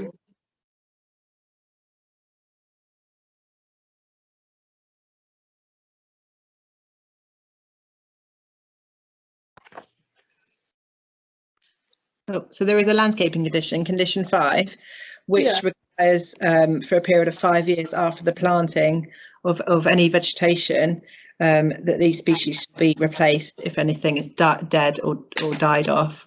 But we can put one specifically regarding or relating to the green walls. You just amend condition 5 to give specific reference to it, couldn't you? Yes, I can amend condition 5. I just So you could add in the green walls into condition 5. Yeah. Yes. And would anyone object to that? I don't know how the vote's going to go anyway, but I do feel that if they're putting in a sort of mitigating effect, then they should be maintained. I would support that proposal, Chair. Thank you. Any objectors to that? Should this application be approved? So we will amend condition 5. Right. Any other questions, Vice Chair? Councillor Reid, Chair. Councillor Reid. Thank you, Chairman. Sorry to come back again. It actually, on your question, who is the ultimately going to be responsible for the maintenance of the green wall after the 5 years? And my second question relates to wording on page 29, which refers to the existing vegetation. The trees themselves, by looking at them, are all deciduous. So through the winter, there's going to be no leaf on, so that the full view of the new proposed development will be full in your eye, especially if you remove the ivy. So is there any additional tree, evergreen tree planting proposed? Thank you. Thank you, Chair. The maintenance will be done by the applicant of the green walls. In relation to your question regarding trees, I'd like to bring in Katie Morgans if she's on hand to answer any questions regarding this. I am. I'm not sure if my video is though. You are. Yes. Oh, good, excellent. Sorry, can you please repeat the question that you wanted answered? The photographs that are shown show the existing tree line, which tend to be, if it looks at those, they're all deciduous trees. The only green bit is actually the ivy. So once the ivy is removed, the building will fill in its full splendour throughout the autumn and early spring. Well, there'll be some additional trees to enhance that boundary, which will give that vertical element. They also will be deciduous, so in the winter they'll be without leaf. But I believe the green wall will continue to provide a sort of green element, and probably some of the understory planting as well. So no, which you'd look through the understory as you're looking up. Yeah, no evergreen. No evergreen trees. Don't think okay, so. Thank you, Chair. Thank you. Any more questions on the impact on the character of the area? No more questions, Chair. So we move now on to landscape. We've sort of dabbled with landscape already. That starts on page 29, goes on to page 30. And we might as well do trees as well. Page 31. Councillor Reid has a question, Chair. Councillor Reid.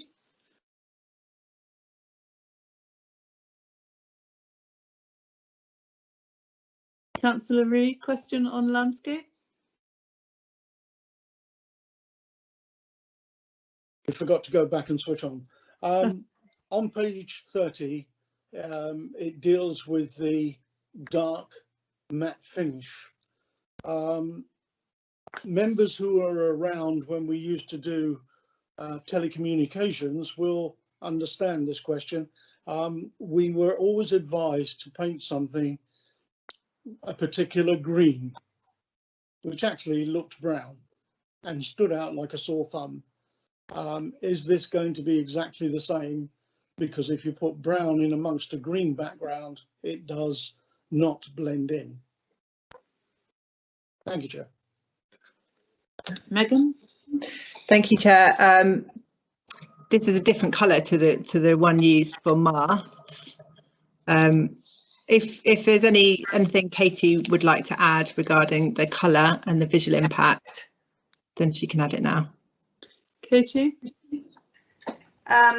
Yes, I don't really have anything else to add other than what was picked up in the landscape visual appraisal, which was assessing the impact of the structure from distance more than from the close view, and particularly from the South Downs, and anything sort of brighter would stand out. Thank you, Chair. Vice Chair, any more questions? No further questions on this section, Chair. So now we come to highways and parking. We've had several objections that this doesn't fit in with the park and ride policies because it's too near town. And I perhaps should have asked this of Andy Hickman, but I'll have to ask you, Megan. Comments on that statement? If I could bring David in from Hampshire County Council Highways, and he can answer any specific questions on this.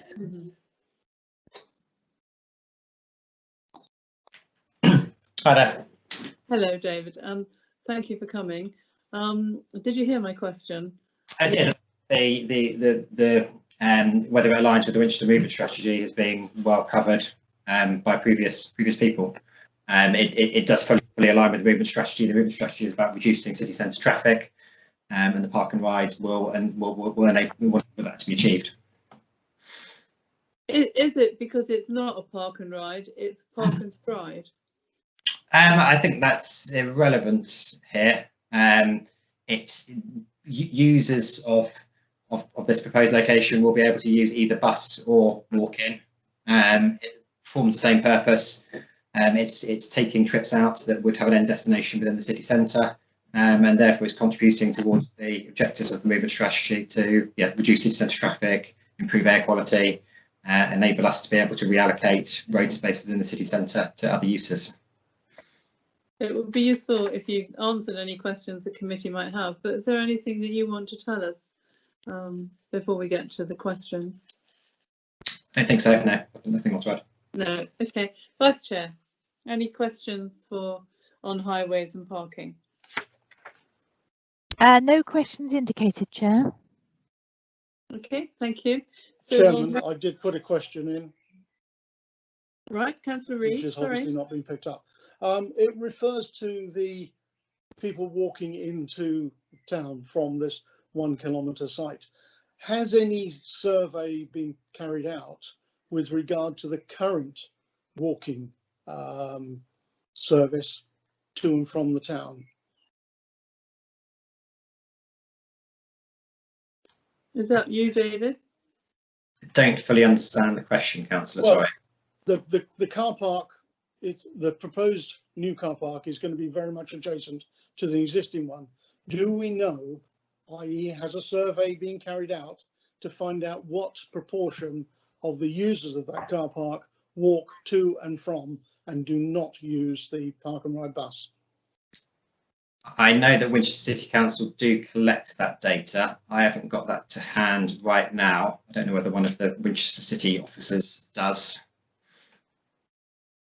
Okay, maybe Megan knows the answer then. Thank you. Thank you, Councillor. I don't have the information to hand, but it is a short distance from Winchester City Centre, so a lot of people do walk. The footpath that was already in existence has been improved as part of the leisure centre application. Thank you. I come in that way when I'm in Winchester. A lot of people actually walk from the ride sites as well. You see them walking along, and that's further. This is nearer the town. Okay, so Vice Chair, that's it for highways and parking. Yes, he's off the hook. So we move on then to ecology, page 33 and 34.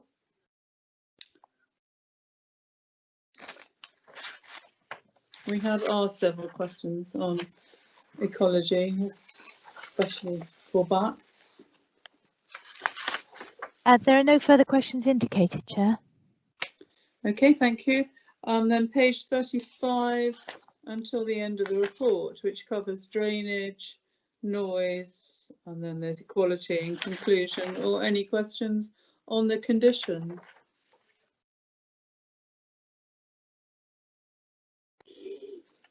No further questions indicated, Chair. Thank you. So then we go into debate. Do you want me to start things off, Chair? Yes, Whilst the others thank you. gather there. Thank you. Councillor Todd. Thank you. And this is obviously a very sensitive site, but only from one side. So if you walk along the footpath by the Itchen navigation, you will be able to see the site. But other than it poking slightly between the trees, there is really no indication from the Itchen navigation at the moment that just across behind that large bank of trees, there is a significant industrial estate, and also the new leisure centre, of course. You would really not imagine that just a few yards the other side of the road was a completely different universe, but it is. But I think that the proposal is actually very sensitive to that, and the extra trees that are going to be put in, the green walls, the whole design of the car park is such that it is going to be very sensitive in that very sensitive location. I think that we need to make sure that there's plenty of signage, not only to show the scenic walk into the city centre, but also to indicate which of the various car parks available actually do have public facilities, because I think Councillor Mclean had a very good point that people walking back from the pub may well get taken short and wish that they had chosen a car park with facilities. So I think that that should be taken into consideration. I'm pleased to see that there is going to be enough electric recharging points, and that number can be doubled in due course. We may hopefully find that doubling won't be enough, but hopefully in 10 or 15 years time, putting more charging points in will be easy. I think we've covered all the issues that residents are concerned about. The noise is going to be minimal. It's going to be a well monitored car park. The potential for light spillage is going to be minimised.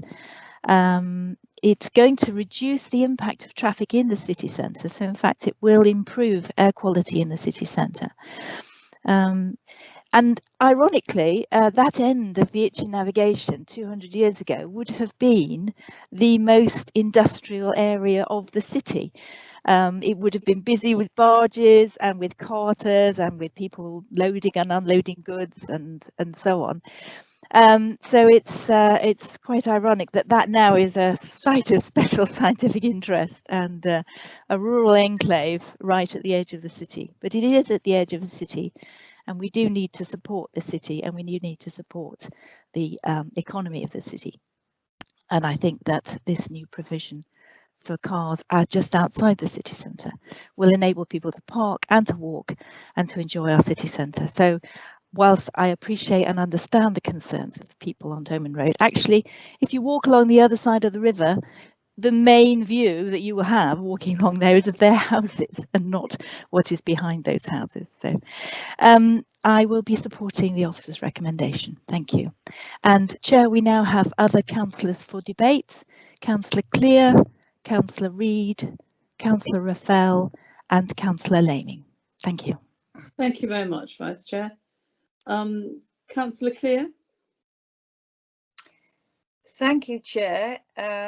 I agree with Councillor Rutter that this application is in a very sensitive location, and after visiting the site, I admit I found myself having mixed feelings regarding several issues.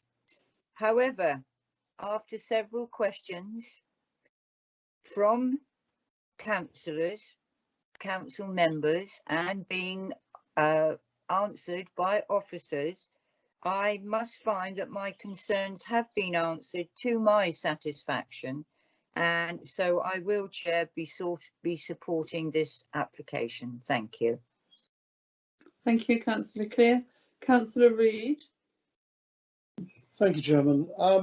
I think, as I and the previous two have referred to, it is a sensitive location, right on the edge of the SSI, or triple SI, the Southdown National Park, with its lighting policies, which I'm sure we will stay within. However, the bats, they will tell us otherwise if it doesn't work properly. I think what we've got to remember, Chairman, that about 18 months ago, 18 months ago, this authority declared a climate emergency.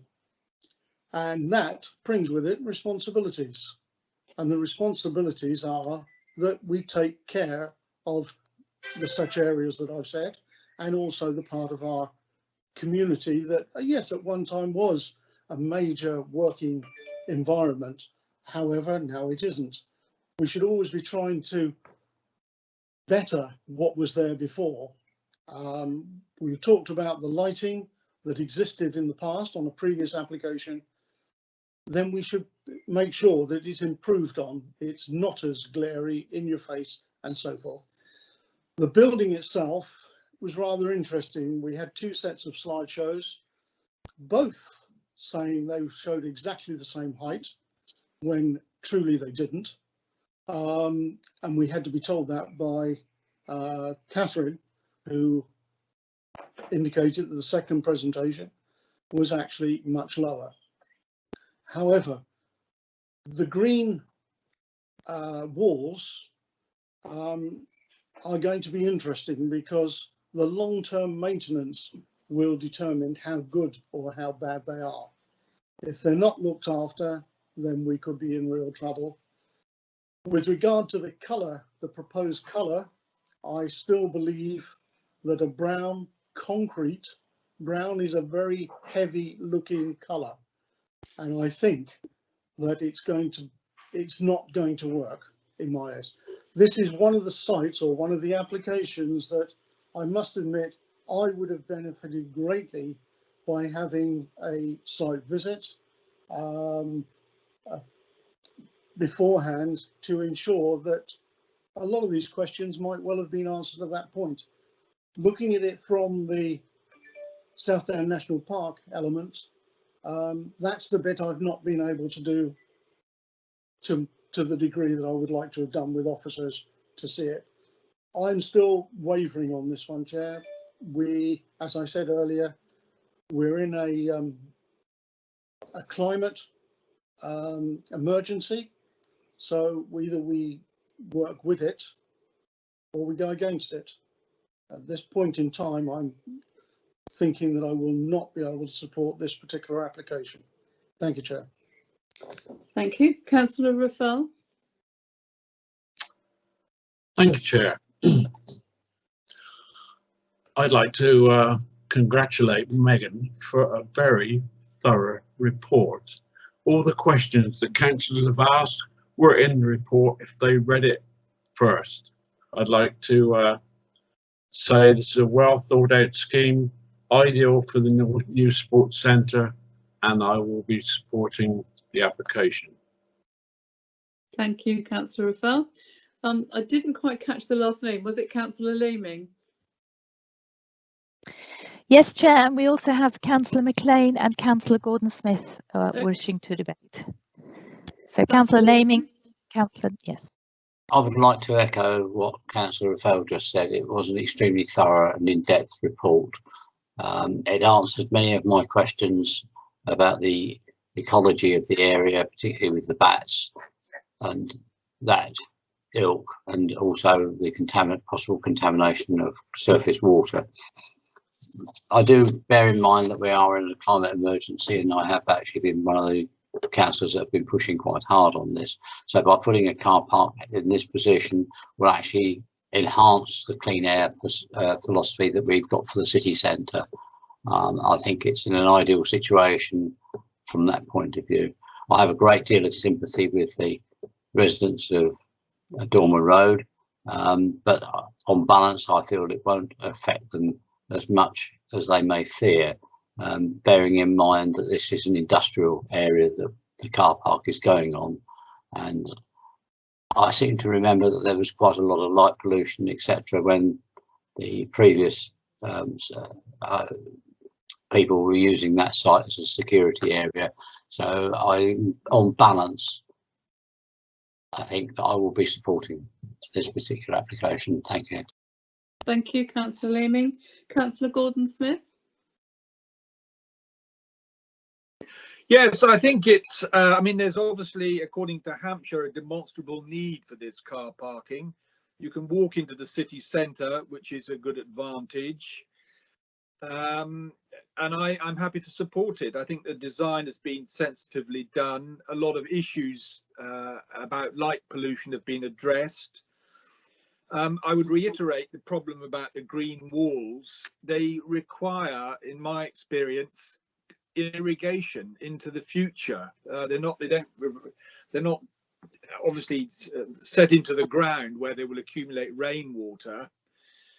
I think also that the photographs and perspectives are they can be quite misleading, and you know, it varies on how you use your lens and so on as to the final effect. So I think one has to be slightly cautious about them, but I'm happy to support this decision and to go for it. Thank you. Councillor Mclean, Chair, as well. Thank you. Councillor Mclean. Thank you, Chair. Likewise, I have for policy reasons, I have no reason or no way I can vote against this. But my fear is that without the convenience of some conveniences, we are going to be creating some fairly serious problems for the area. And I just hope the council will keep a weather eye on it. And should this start to become a problem, deal with it by putting some retrospective toilets in, or some toilets in the area, because if not, it's just going to turn into an open pit. Thank you very much, and I will be supporting it. Thank you. And yes, I won't repeat anything that my colleagues have said, but I too will be supporting the application. I do understand the residents' concerns, and I hope that they think that we've spent a considerable amount of time exploring the issues that they've raised with us today, both personally and by email. I have visited the site, and I do share the Councillor Reid's reservations over the colour, but I bow to the experts' opinion. They say it will be the one that fits in best the views from the national park, and it's non-reflective, but it just all seems terribly dark and dismal. And I suppose you could say that a half of the year the trees will be without light, without leaves, so it will fit in with those. But what we have to address is the need for this car park for the future. We've been told in the report that after the pandemic, if it's ever going to end, but I'm sure it is, then we will return then to normality, and the need for parking is great in the City Council area. And also there is a long-term plan to close some of the car parks to encourage people not to drive into the city centre. And we've mentioned the climate emergency. I'm reassured by what I've heard today about the lighting, that the lighting only comes on at 10% if there are no movements. So I don't think we're going to have a shining beacon all night, because it's unlikely there are going to be many movements. Yeah, I think that's it. And the landscaping, I think the City Council is the applicant, so they've heard what we've all said. Yes, I agree, green walls do need to be looked after, and they will considerably add to the screening for the Doman Road as residents. So having said that, I'm going to move to the vote for the report. This application has been recommended for approval with the conditions set out on page 36, 37, 38, 39, and informatives on page 40 and 41. And we have agreed as a committee that we will add in to condition 5 the care of the green wall. I'll leave it to officers to put in what they think, but they've heard what the committee's concerns are on that. So Dave, over to you to do the roll call for the vote. Yes, thank you, Chair. Councillor Clear? 4. Councillor Evans? 4. Councillor Gordon-Smith? 4. Councillor Layming? 4. Councillor Mclean? 4. Councillor Reid? Abstain. Thank you. Councillor Raffel? 4. And Councillor Rutter? 4. So that's 7 members in favour and 1 abstention, Chair. Thank you. So that application has been approved. I'm going to take our break now, and so we'll take a 10-minute break and go on until just after 10:02. A reminder to anyone listening, there probably isn't, that agenda item 11 has been deferred to another meeting, not possibly the next one, and that the officers are making efforts to move item 12 forward.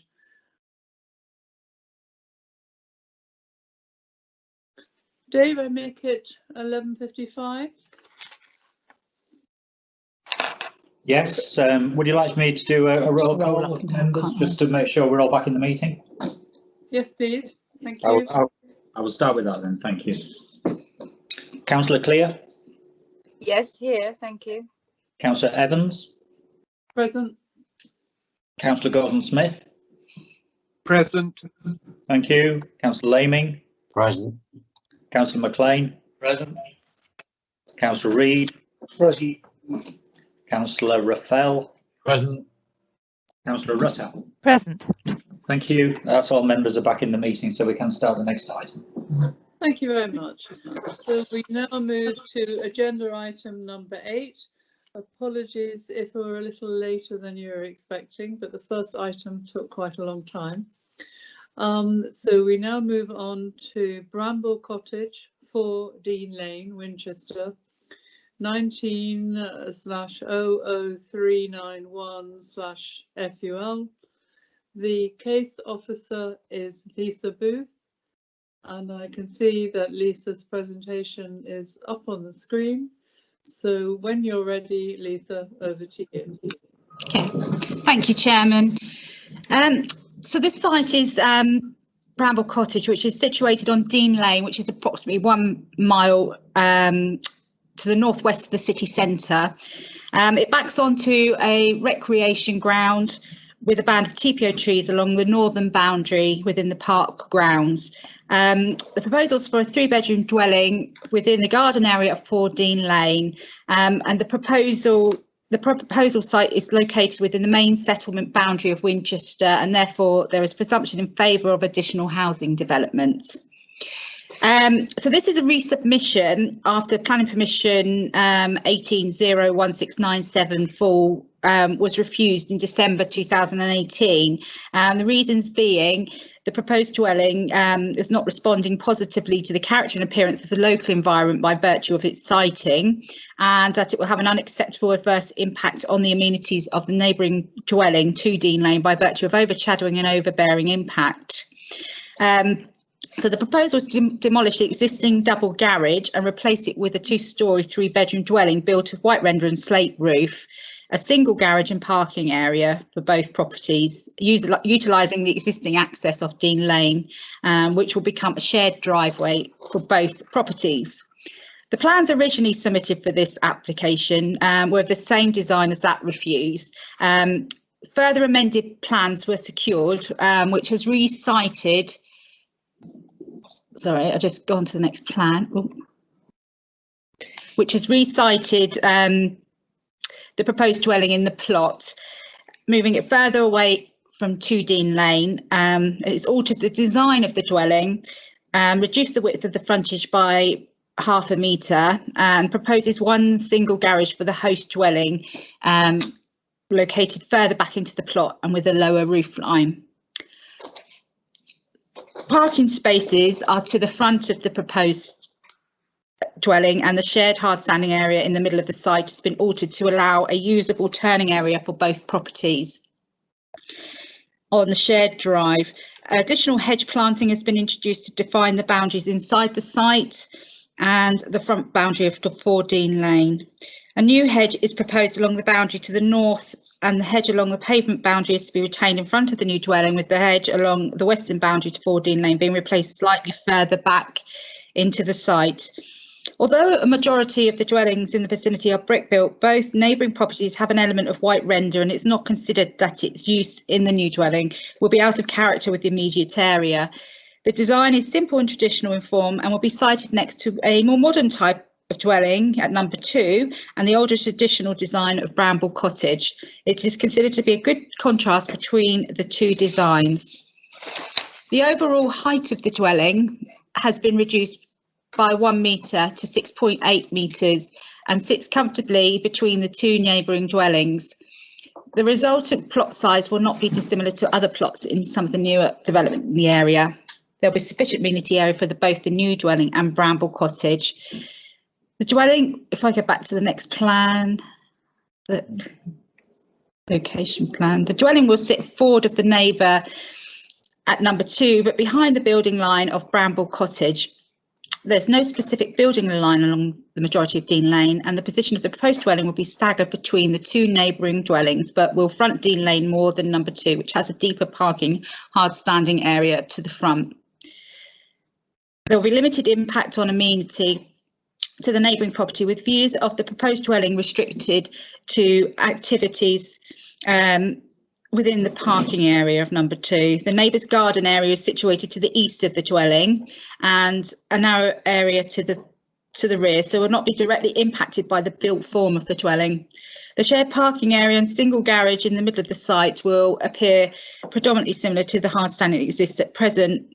Some additional parking area will be provided, but this will be positioned behind the existing hedge that is to be retained in front of the proposed house.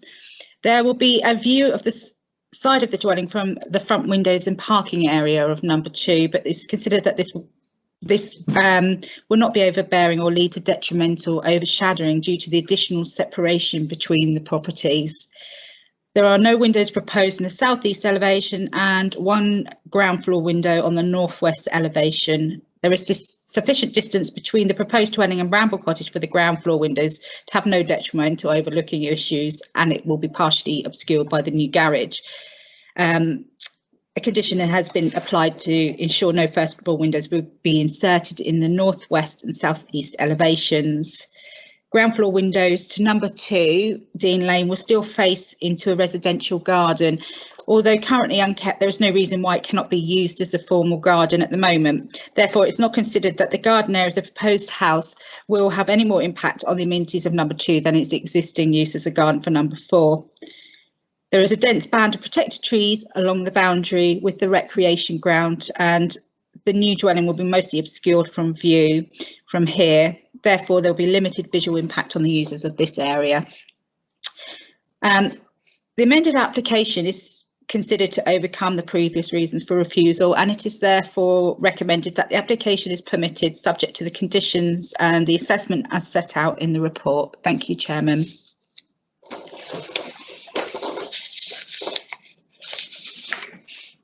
Thank you very much, Lisa.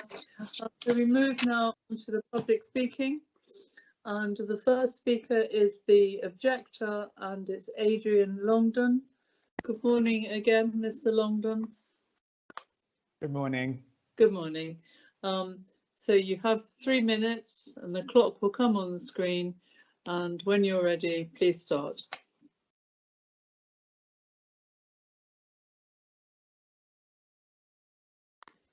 So when you start speaking, Mr. Longdon, the clock. Oh, sorry.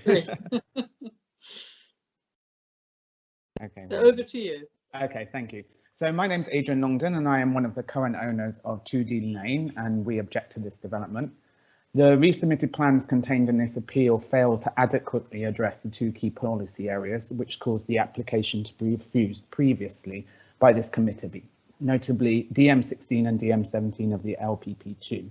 In terms of DM16, whilst there is not a clear building line between 2 Dean Lane and Bramble Cottage, the position of the building is contrary to the High Quality Places SPD recommendations, where there is a clear example of an appropriate building line considering two properties positioned in a similar way as between 4 and 2 Dean Lane. This development is still not in keeping with that position. To alleviate any impact on 2 Dean Lane, any building would be better positioned at the middle back of the plot, thus in keeping with this planning recommendation, ensuring a limited and balanced impact on both neighbouring properties. However, this would obviously encroach significantly into the root protection area of the TPO trees in Dean Park. In terms of DM17, contrary to the recommendation put to this committee, the amended proposals still have significant adverse impact on my property. The building will still obscure the front aspect of our property, shadowing our front windows in the immediate vicinity in front of our building from all afternoon sun.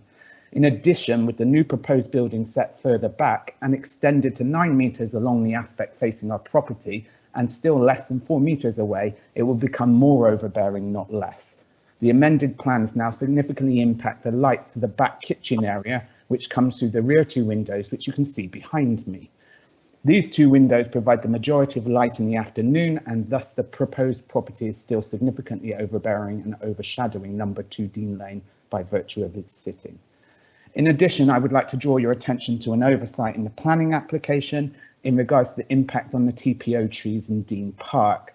The last tree survey was conducted in October 2018, before these new amended plans were submitted. Subsequently, the new planning application has changed significantly, with a repositioned building that is no longer, which is now longer and set further back in the plot, and the garage positioned right back at the back of the property, closer to the trees in question. I would therefore urge the planning committee to reject the amended proposal until such a new tree survey has been conducted and relevant measures put in place to prevent damage to these trees based on this new amended plan. In conclusion, I would disagree with the planning officer's comment that all the previous applications, even from the 1980s, are not considered material to the assessment of the current proposal. The previous rejections boiled down to the basic premise that the plot is too small for a development of this kind.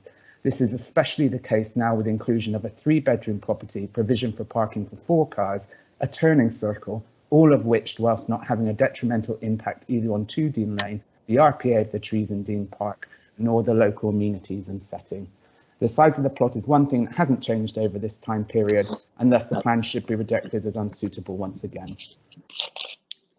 Thank you very much, Mr. Longden. Thank you. And if you'd just like to wait a few minutes in case there are any questions from the committee. No problems. Vice Chair, any questions? I think I have a question, Chair. Thank you. Councillor Rutter. Hello, Mr. Longden. Thank you for coming. Can you just tell me what the distance from your property to the proposed new house will be?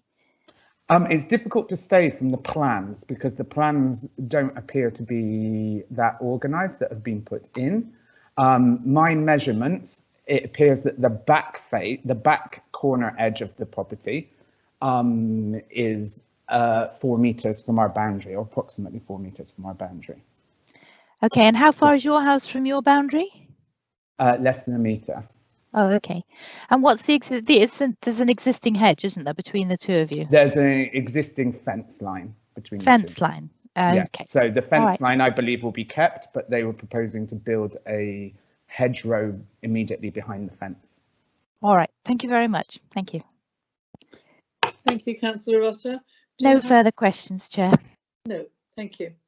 So thank you very much, Mr. Longden, for coming along. And if you could just now turn your camera off and mute yourself, but obviously stay in the meeting to listen to the further discussions. We now move to one of the ward councillors, Councillor Layming. Good morning, Councillor Layming.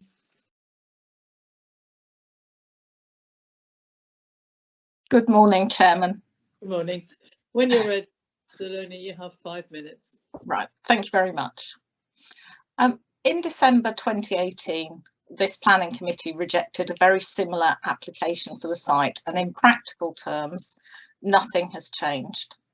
The changes that have been made respond in small ways to some of the issues which were identified that led to the previous rejection, but also create new ones.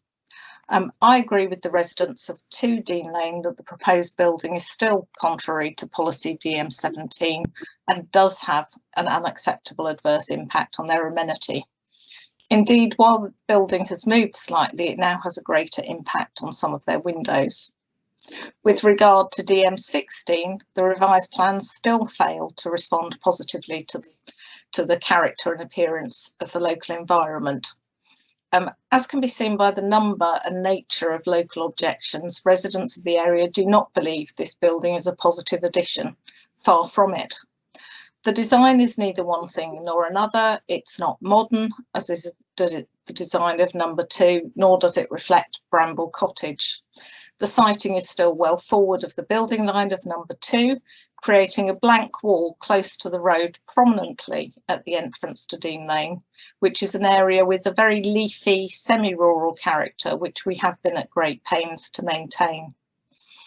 All the amenity space to Bramble Cottage is at the front of the site.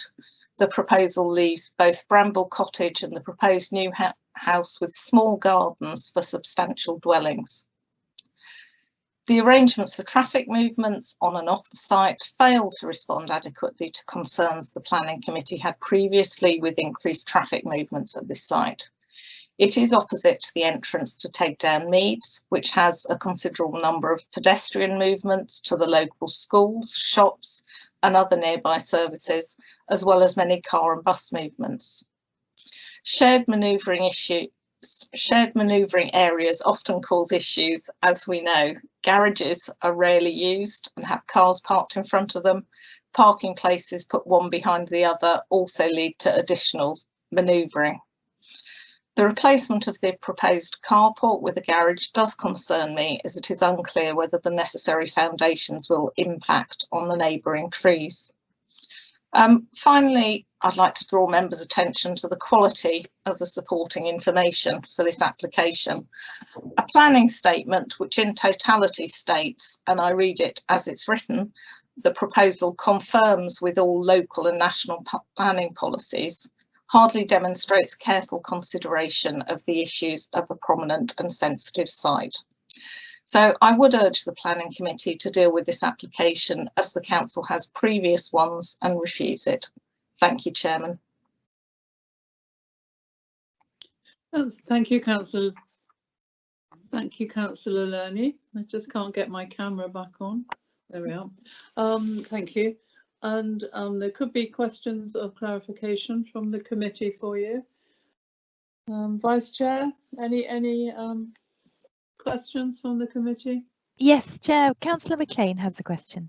Councillor Mclean. Thank you, Chair. Hi, Councillor Layming. 2 quick ones, if I may. You commented on the size of the gardens. If the gardens are too small, people won't buy the houses. So, you know, that's buyer beware, I think, nothing to do with planning policy. And secondly, could you read out again your comment about I think I can't remember what word you used, but on the actual wording of the application, you seem to think it was disorganised, possibly. Consideration, I think, was the word you used. You're muted. Yeah. Yes, Councillor Mclean. I was trying to avoid any background noise. Yes, clearly my comment on the garden is obviously something which is a consumer choice. However, what it does do is that we have an area here in Dean Lane where in general houses do have a decent sized plot which matches the size of the house, even where we've had a new development put in. There's been a lot of retention of mature trees and, you know, an appropriate size of amenity space. Clearly, that's a judgment call and not something which would directly affect your decision today, but it is something which bothers local people, and I do think it's worth raising, you know, when we're considering not only current planning policy, but potentially future planning policies. My statement about the information that was provided with the application was in general with regard to the quality of the information. It was disorganised. It did come in dribs and drabs, which has made it quite difficult for objectors to look at what was being proposed. I would certainly say that planning statement, and if you look on the website, you will see it, which simply says the proposal confirms with all local and national planning policies, is not something that can be described as a planning statement in any shape or form. You know, and I think we deserve demonstration that where we have significant applications, you know, clearly small extensions and those kind of things are rather different, that we expect decent quality supporting information for, you know, the planning authority to make its decision. You're just referring to the spelling mistake, basically. No, it's not the spelling mistake. It's the fact it's the big thing is that it's a single sentence. Okay, thank you. Thank you. Vice Chair, any further contributions? No more questions, Chair. No. Thank you very much, Councillor Layming, for coming along today. Thank you. And so we move now to the supporter, who is the applicant, Nathan Thomas. Good morning again, Mr. Thomas. Good morning. Good morning. So I'm sure you know the routine. So you have 3 minutes. When you start speaking, the clock will come on the screen, and I have to stop you at the end of 3 minutes, but please finish your sentence, obviously. Over to you. Thank you very much, Chairman. Good morning. My name is Nathan Thomas, and I'm the resident at 4 Dean Lane. Thank you very much for giving me the opportunity to speak briefly this morning in support of the dwelling on Dean Lane. As a lifelong resident of Winchester and son of local architects, I'm passionate about the building in this town and would not countenance building this house if I do not think it added to the rich tapestry of architecture in my community. The property has been completely redesigned by Hugh Thomas since the original proposal. In doing so, he wanted to echo the lines of the much older 4 Dean Lane, whilst acknowledging the more modern design of the very much changed adjacent property, which was the first dwelling to be built in the garden of number 4 some years ago. I understand that of my 2 closest neighbours, one supports the development and the other, who moved in after the planning application had started, does not. I of course understand the inconveniences of living next to a house while it's being built, and we'd want to do everything we can to responsible neighbours to minimise the impact. We've already offered the opportunity to our new neighbours to speak to our new architect about the proposal, and if we get approval, we'll continue to be open and transparent as the project progresses. At numerous stages through the process, we've been asked to make amendments and to complete surveys to ensure every possible consideration is being given to ensure this property adds value to the neighbourhood and does not detract in any way.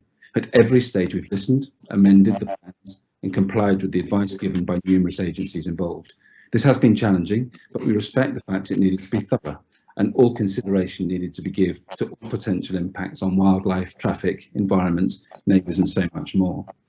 Tegdown is no longer a rural sheep farm, but a thriving urban community, outstanding primary schools and secondary schools, excellent nearby amenities to support residents. This makes it a very desirable place to live and puts pressure on the available housing stock. Having lived on Dean Lane for more than 10 years, I've seen it change, as back gardens have become dwellings and the 60s houses I used to play in as a child have become rebuilt, well-designed modern homes. I welcome this progress and feel this application, if realised, will also be a positive addition to our community. Dean Lane is not a busy thoroughfare, and the additional traffic added by the growth in the last 10 years has not been detrimental to us as residents in any way. We have amended the plans to ensure the driveway provides the requirements for turning, and the hedges will be further changed to ensure the sightlines are improved. Many of you on the planning committee may have known my father, Hugh Thomas, who sadly passed away last year. Once I knew of his prognosis, I asked him to design this house. This was indeed the last house he designed before he died, and I passionately want to build this as a home for my wife and I to live in. I hope the planning committee feel as I do, that the design of this property will add value to this otherwise thriving area. Thank you. Thank you very much. And yes, of course, we as a committee all know and respected your father, and our condolences. We did actually pay a tribute to him at the beginning of our planning meeting. And I would like to kick off the questions of clarification. So I wasn't too sure about the layout at the front, where there's a new garage proposed. So the carport is gone and the new garage is gone in the turning space. And then there's tandem parking in front of the new dwelling. And how much garden is there left then for the new dwelling? You're muted, Mr. Thomas. I do apologise. A significant amount of parking is still, garden is still available behind the new property. And Mr. Longdon from number 2 says that by moving the structure of the house backwards, it impinges more on his property. I don't feel that it does. It's significantly far away from his borderline. It's moved to the further towards Bramble Cottage, and I believe that the sightlines have been improved actually significantly since the first application. Okay, thank you very much. Vice Chair, any further questions of clarification? No further questions, Chair. No. So thank you very much, Mr. Thomas, for coming along.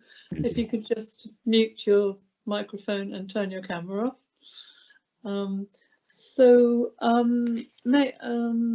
Lisa, sorry. Lisa, do you have anything you wish to add in the light of what you've heard? Just to update you that the tree survey has been amended just to take into account the new position of the dwelling, so that's okay, and it's only an additional 1%, I think, of built form within the area above the other tree protection plan. There's also in the arboricultural impact assessment, which has been conditioned, there are special techniques that have to be abided by within the root protection area. So, you know, it could be on foundations or hand digging, things like that. So it's all conditioned and all protected under the arboricultural impact assessment.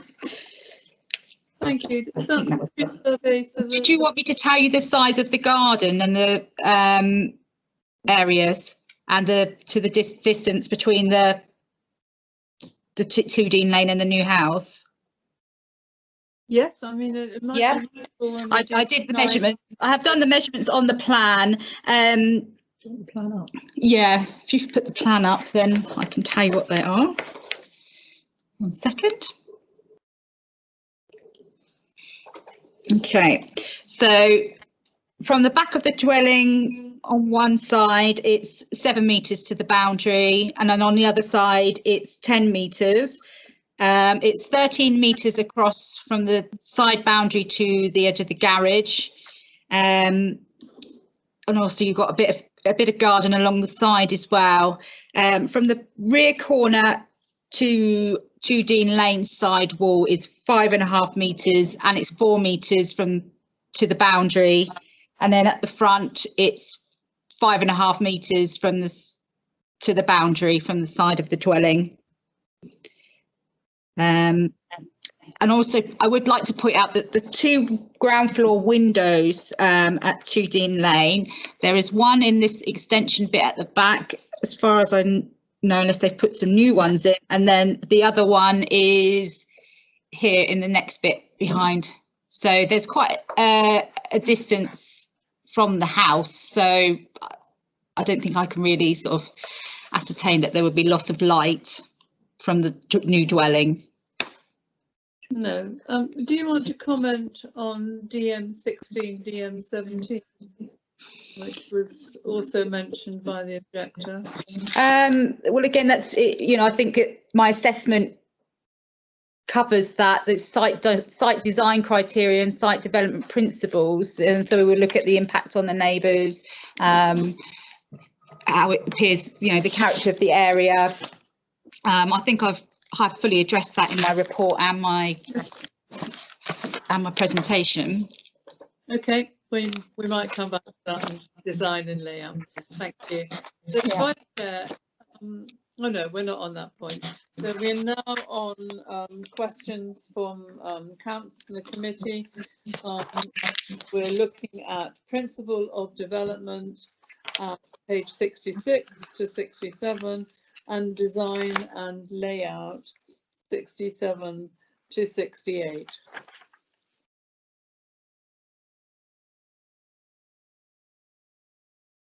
No. Oh, yes, Councillor Reid has a question, Chair. Councillor Reid. Thank you, Chairman. Would it be correct in saying, looking at the refused drawing, the house was aligned to the neighbouring property's boundary, but now actually aligns with the road, so puts it at a slight angle away from the neighbouring property? Am I reading this correctly? Yes, yes, you are. Thank you. What are we being shown? Because there's lots of things flashing up on the screen. This is the one that you want to show us, is the This is a drawing of the application that you refused. So you can see, if you look at the street scene, you can see the distance between on the one that was refused and obviously the layout. So obviously it was straight onto the boundary. Whereas if you go back to, sorry, I'm just going to flick again. To the new layout, it's at an angle, so it's further, and it's sort of pushed, and it's pushed further away from the boundary with number 2. Show that street scene as well, isn't it? Yeah, and then you can see in the street scene.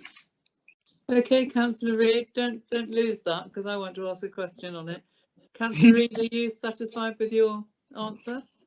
Yes, I was just making sure that I was reading it correctly. The alignments have changed. Thank you. Could I, while we're looking at that, and it is design and layout, could I ask about ownership? So we've got the tandem parking in front of the new cottage, and then we've got the garage for the existing property, and then who owns what? Where is the turning point for the new cottage? And I don't quite understand that sort of area of in front.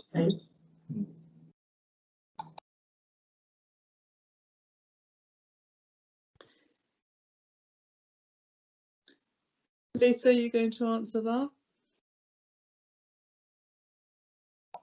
Thank you, Chairman. The red line is it's across 2 plots at the moment, so it would be something that that would be sorted out between the 2 parties when the house is sold. Obviously, we have the planning condition, which is separate from any legal obligations that they have when they sell the house, that it shall be retained in perpetuity as a shared drive, which is what the highway officer requested. So the shared drive is not only the bit leading up to the garage, but also the bit to the left. Yeah. And then the tandem parking obviously belongs to the new. Yeah, I would assume they'd have some sort of I can't think what the word is now. What's the management? Is this not something that we should be concerned with? Is this well, it's nothing that we can control on how it's divided up. It would be something, some legal document, you'd have with your deeds to say that you have right of access. It's that sort of thing, which is nothing that we could get involved with. Okay, thank you. It just seems rather complicated to me. Right, Vice Chair, any more questions on principle of development or design and layout? No more questions, Chair. So we move on then to impact on the character of the area and neighbouring property. And we've heard from Councillor Layming that the residents feel that this doesn't sit in an amount of land which all the other ones do. We have a question from Councillor Reid, Chair. Oh, it's on landscaping, sorry. Well, let's include landscaping as well. So impact on the character of the area, neighbouring properties and landscape and trees. Councillor Reid. Sorry, Chairman, I was a little bit ahead of the game. No, that's fine. With regard to the TPO trees, on page 68, there is a one sentence that refers to a TPO order, but we have no idea where this particular tree or trees are. Could Lisa please point out exactly where they are, please?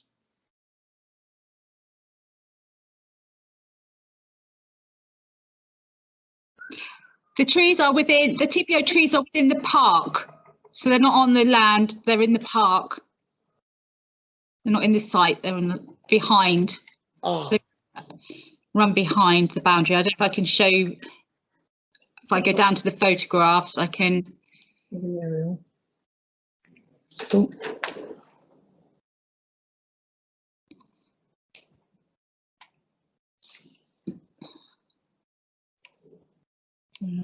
See if I can get one at the back. Yeah, so it's not very clear there. It's easier to sort of see on site, but they are within the park. So there are, there will be protection, root protection, and then obviously the special measures for any foundation design and special hand digging and things like that, and within the arboricultural impact assessment. Okay, that's fine. Thank you. And mention, when we're on trees, mention was made by the objector, Mr. Longdon, that about the survey that had been done on Dean Park with regards to the trees. And you said the tree survey had been updated, but that's presumably just for the site, for the amended application. Is that correct? Yes, I think. Is that yes? Of the arboricultural impact assessment and the accompanying tree protection plan has been updated. Is that what you mean? Well, you did say when I asked you for comments that the tree assessment had been updated. I wasn't too sure which one you were referring to. Oh, not the tree. Yes, it's only the one that accompanies the application. Okay, and then Mr. Longdon, who lives in number 2. Mentioned that he was concerned over Dean Park trees, but I can't see that there is any impact on the Dean Park trees because they're still some way from them, aren't they? Yeah, they are quite large. It's all to do with the root protection area. So obviously, although they're not within the site, obviously the roots go wider. So obviously the tree protection plan and the arboricultural impact assessment covers that, and obviously anything that come up within the roots when they're digging, there have to be special measures of hand digging and things like that, and special foundations, which is all covered by the arboricultural impact assessment. What about the planting of new hedges, which is great for shielding, but will those impact the ones at the back, the new hedge, will that impact on the trees in the park? I shouldn't think there's already some sort of overgrown sort of hedge along there anyway. It all needs sort of replacing anyway. I can't see that it would be any issue. Okay, thank you. Vice Chair, any further questions? Impact of the character of the area, landscape and trees? No, Chair, I have a question about permitted development rights. Well, go ahead. It's my usual one, I'm afraid.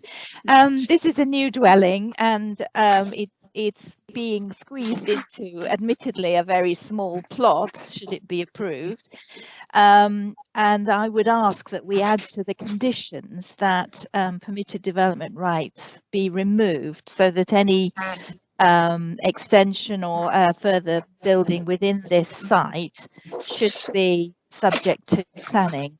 Planning, come to planning rather than just be waved through as permitted development rights allow. If that's possible, please, Chair. It seems sensible, but we'll just have the planning officer's comments on that. Julie, do you want to, or Lisa or Julie, whoever wants to answer that?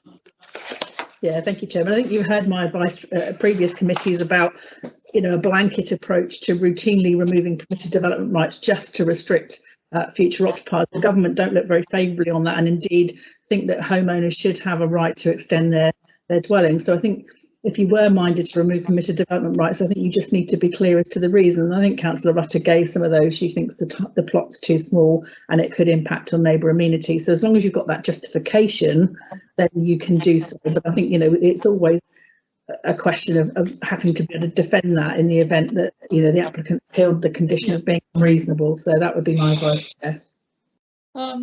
Well, I'm in favour of that, adding that as a condition, and I'm going to ask the committee. My reasons would be to support that, because we've already heard that the plot size is fairly small with this building on it, and we've been asking questions about encroachment onto protected trees and so on. Does anybody object to adding a condition on? Councillor Reid would like to comment, I think. I object. Connected to this, Councillor Reid? Chairman, I would fully support this. It's something that I've always agreed with, that properties that are confined in site do need to be looked at very specially when it comes to extensions. Yeah. So yes, I would support that. It doesn't mean they won't be able to. No. They will have to apply, and that's the only reason. Yes, absolutely. It doesn't mean that the applicant can't build anything else, but given that we've spent some time debating various site constraints, it seems sensible to add that on, and the applicant would then have to come back with any proposal. Anybody object? I believe Councillor Mclean does, yes. Thank you, Chair. Councillor Mclean. Councillor Mclean, do you object? Sorry, I thought you heard. Yes, I do object. Okay. Anybody else? So can we take it then that should this application be approved, that would be an extra condition added? Agreed. Agreed. Agreed. Agreed. Okay, thank you. Agreed. Thank you. So we move on to highways and parking, and in fact anything else in the report, nitrates, equality and conditions. Any questions on those? No further questions, Chair. So we then move to debate.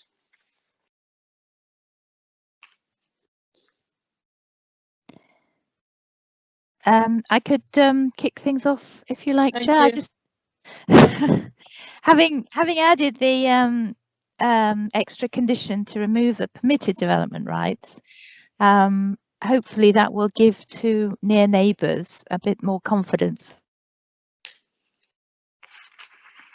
Yeah, thank you. You seem to be frozen.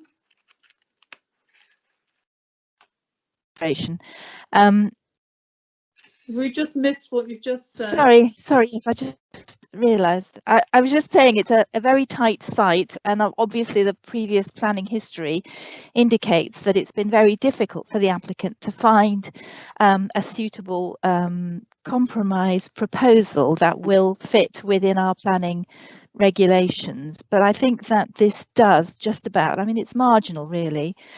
But it does provide a 3-bedroom house and addresses local need, and it's a site which will just keep coming back until something's on it. So I think all in all, I'm happy to support the officer's recommendation with the extra safety of the extra condition on further development.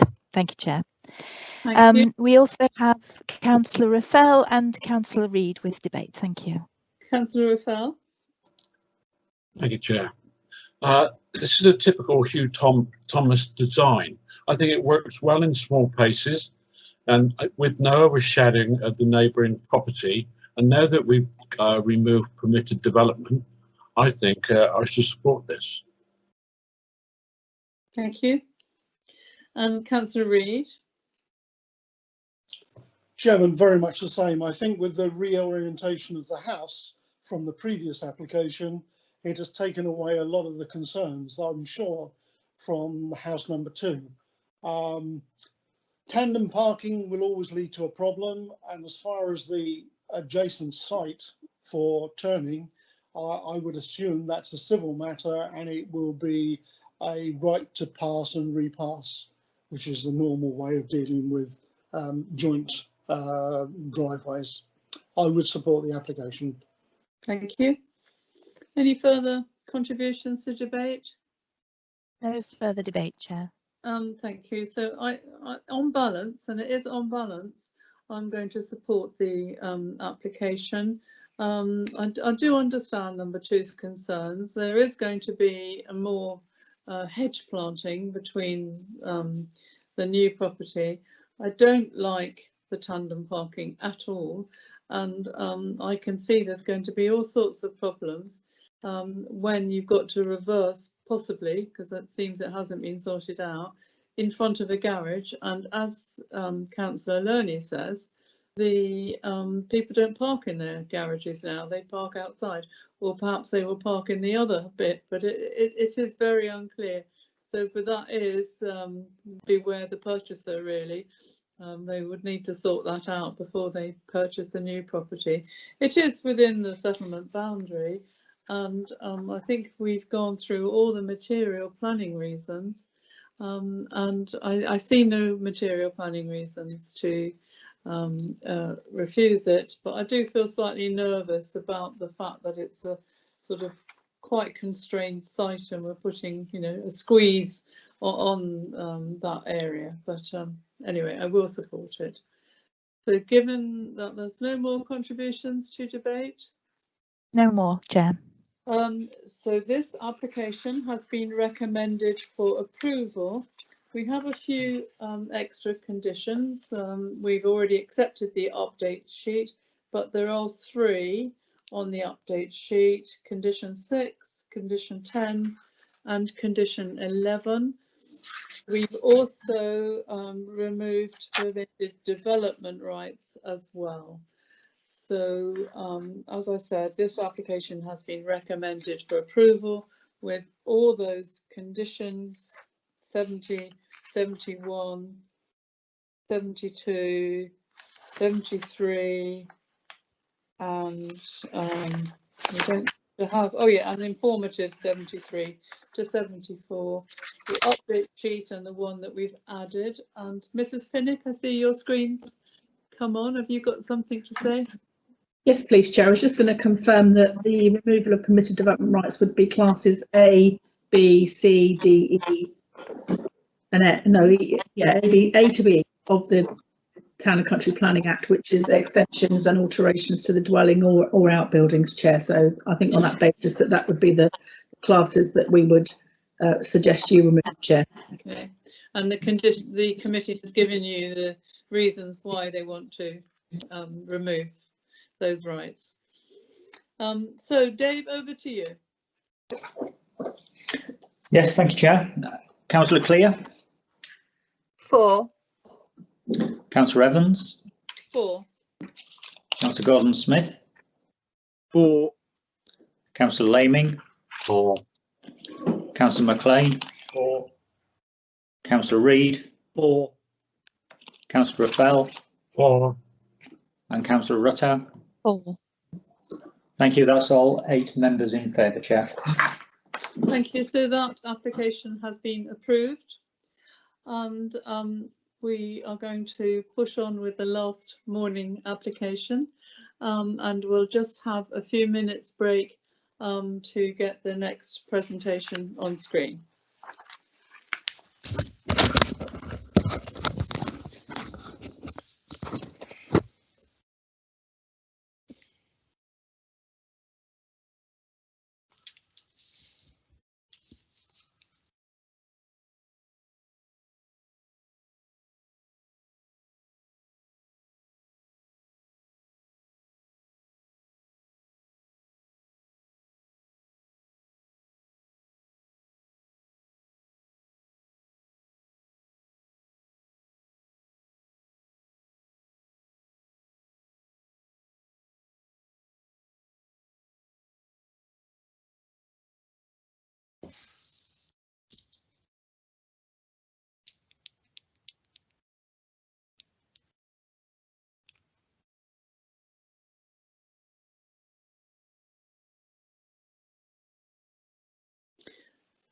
Good morning, Miss. Is it Mr. Deeg?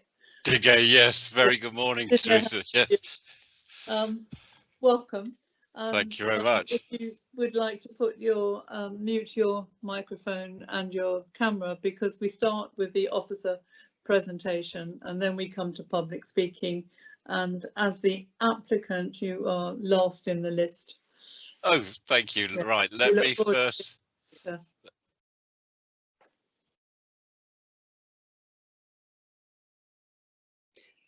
So if you'd like to turn, thank you, Mr. D.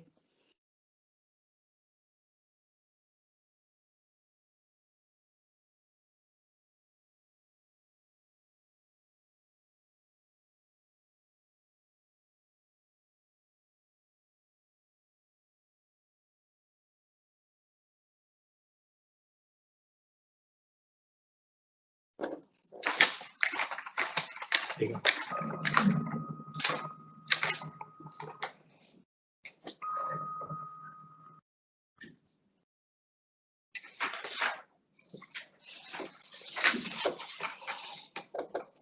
Dave, are you assuming, do you need to do a roll call, or are you assuming that No, we're here? Chair, we've just let the members of the public in, so we're ready to start the next item. Thank you. Good, thank you very much. So we move on to the last item on the agenda for this morning. This is 36 Dean Lane, Winchester, a replacement dwelling, and it's case number 20/02734/FUL. The case officer is Kat Watson, and I see, Kat, you've got the presentation on the screen. So when you're ready, over to you. Thank you, Chair. The application is for a replacement dwelling. The site is situated on Dean Lane within the Winchester town boundary. So here we have existing and proposed site plans. So on the left-hand side, we've got the existing site plan, which shows the bungalow, the back garden and the front garden. On the right-hand side, we've got the proposed site plan showing the new dwelling, which is roughly in the same position as the existing back garden with landscaping, front garden and relocated access, so that the access has been moved away from the tree, which is a protected tree, ironwood tree that's got a TPO on it. And here we see the existing plans and elevations. So at the top left, we've got the existing floor plan, and then underneath we've got the various elevations of the building. Here we have the proposed ground and first floor plans of the new dwelling. So top left, we've got the proposed ground floor plan. We can see the dwelling, and then there's an attached garage on the left-hand side. And the bottom right, we've got the first floor plan. And then the elevations. So at the top of the screen, we've got the front elevation, and the bottom, we've got the west elevation of the property. So the next slide shows the rear elevation at the top, and at the bottom we've got the eastern elevation, and then we've got site sections through the site. So the top picture shows a section through the side of the building, and then the bottom picture shows the section through the other elevation of the building. And then we've got the photos. So on the left-hand side, we can see the front of the existing dwelling, and then here we've got the tree on the right-hand side of that photograph, and the existing access. On the right-hand side, again, we've got the existing dwelling showing the gravelled parking area.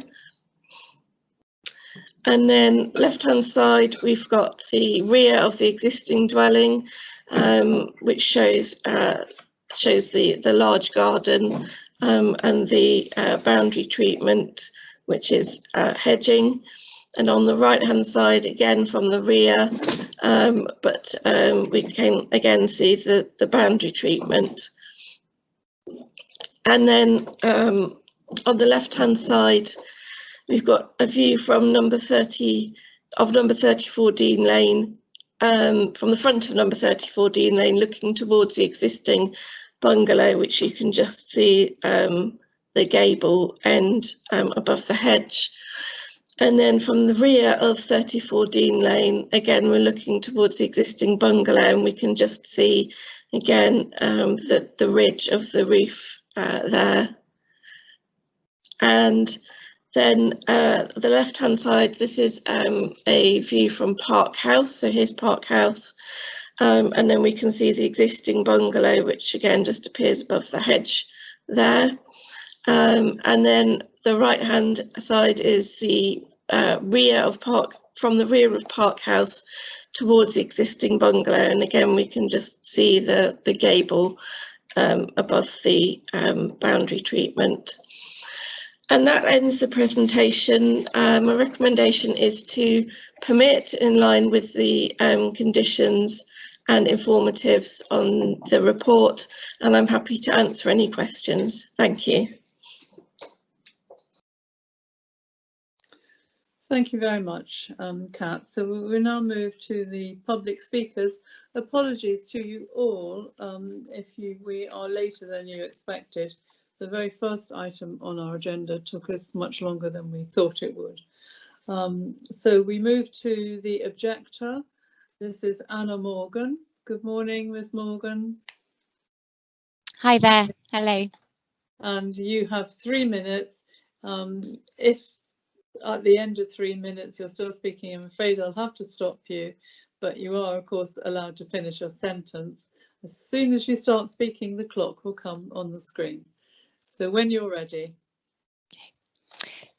So hi, I live opposite the proposed development. I'm spokesperson for others opposing this application, including neighbours at 34 Dean Lane and Maple House, who would be most directly affected. Our two key objections are the siting, scale and impact of the proposed development, which is contrary to the local plan part 2 under policy DM 16, particularly section 1 and paragraph 6.4.32. It's also contrary to policy DM 17, section 7. We're confident that committee members have read all the application documents. However, there are serious omissions and inaccuracies in key documents which are not highlighted in the planning report. Therefore, its conclusion is not well founded and probably explains why officers have not understood local residents' depth of feeling and the details of their objections. So examples of the omissions and inaccuracies. The location plan of the site omits land conveyed from White Mark to Maple House in 2003. This means Maple House and 36 Dean Lane appear to have a similar size of site and frontage, whereas number 36 is much smaller. The size of the proposed house on this narrower site means that it is overbearing to the surrounding bungalows, especially number 34. Inaccuracies in the architect's drawings also misrepresent its impact. The revised street elevation still omits the integral garage of number 34, which extends to the boundary of the development site. There is no visual separation mentioned on page 100. It also gives a misleading impression of the shape, location and bulk of Maple House relative to the proposed development. The photographs from page 113, where Maple House is wrongly labelled Park House, were taken with a lens which gives a false perspective of distances between the existing houses. The planning report does not give any evidence for its assertions that there is no overbearing, overshadowing or overlooking. Such a high mass in such close proximity to the windows in the east elevation of Maple House will block the morning light. For number 34, this will be overshadowed by a ridge height stated as 4.79 metres above its own. There is no indication of the impact at ground level. On page 100, there is an assertion that there is no significant harm to the amenities of Maple House, but there has been no consideration whether Velux windows might be more appropriate than obscure glazing. Indeed, Maple House was required by planners to remove upstairs windows in its east elevation to protect the privacy of number 36. Most objectors to this application are not against redevelopment, but believe that the negative features require correction. Given the inaccuracies in key drawings and the difficulty in visualising the impact of height and scale without seeing the site, we suggest that the committee members should visit themselves to determine the development's true impact. Thank you. Thank you very much. So don't go away because there could be questions for you. Vice Chair, any questions?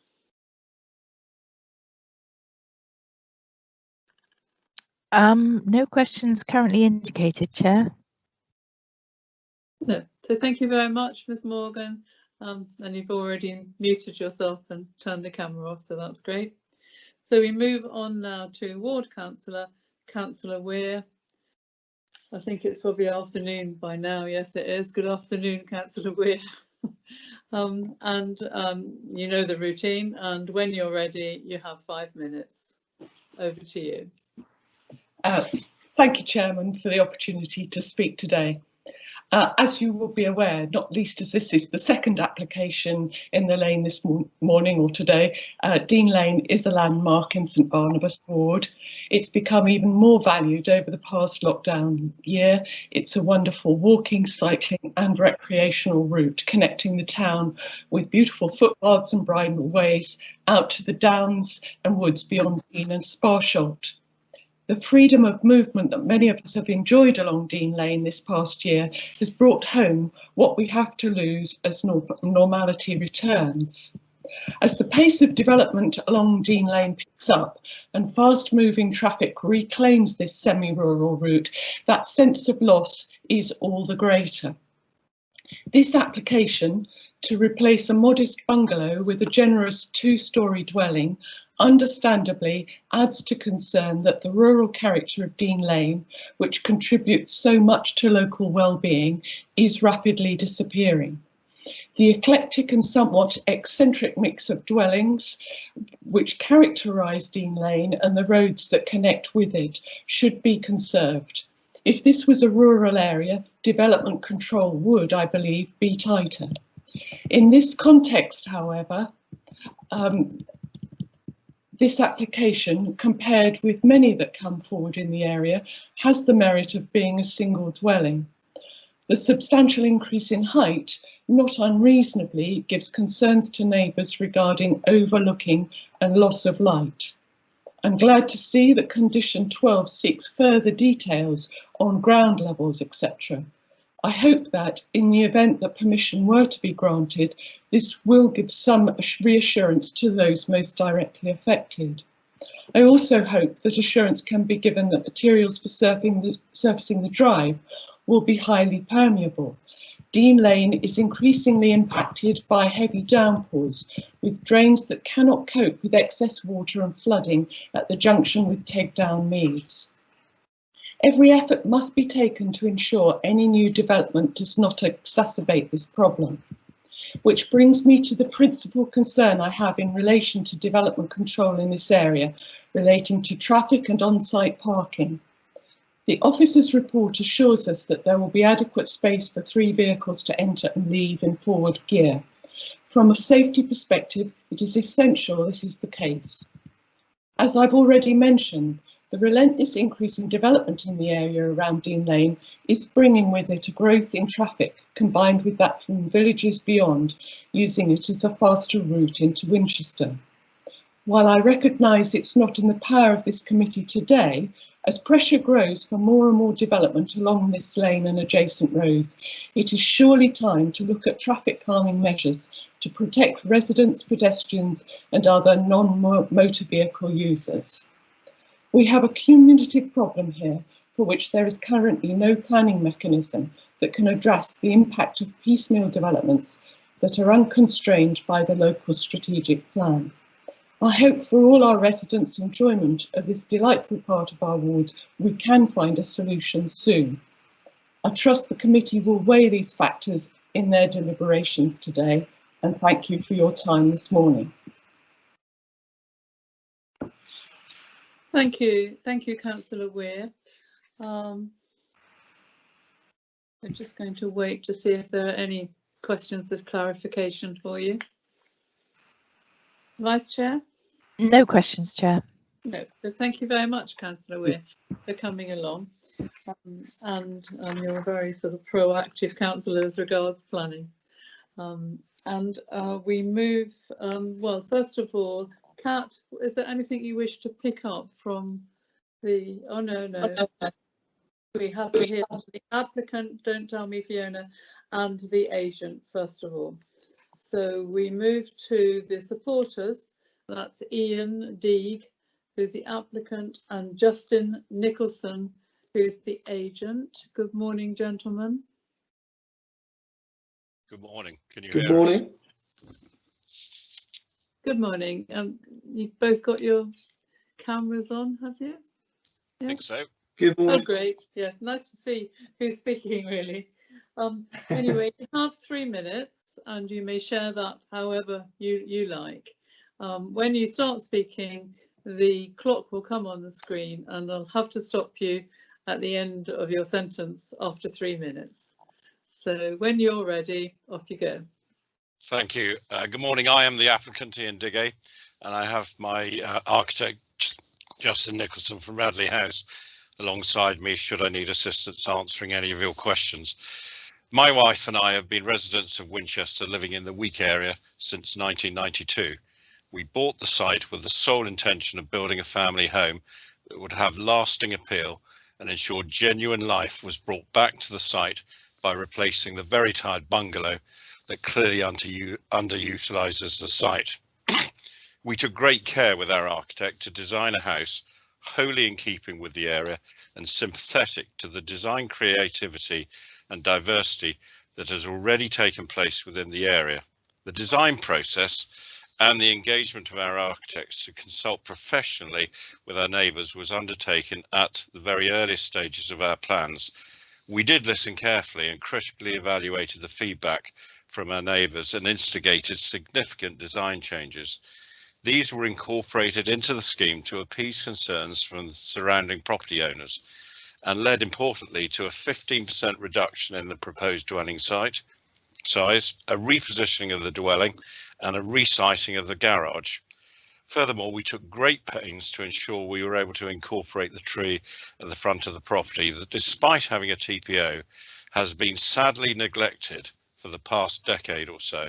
Our proposal ensures this unique tree is preserved for generations to come. It should be noted that either side of our proposal stands a 2-storey and a 1.5 with a room in the roof with several Velux window storey dwelling. Critically, our design accounts for this in the stepping of the elevation, which sits naturally in the street scene. I take this opportunity of reminding the committee that in respect to the design, the arrangement of the dwelling follows that of the existing bungalow, with an external seating area to the southeast, garage to the northwest, and accommodation centrally, which maintains the existing building line to the street elevation. This affords the most sympathetic stance to our neighbours and in all respects maintains the status quo and symmetry to the lane. Furthermore, once the original plans and application was submitted, further concerns were raised and we took those on board.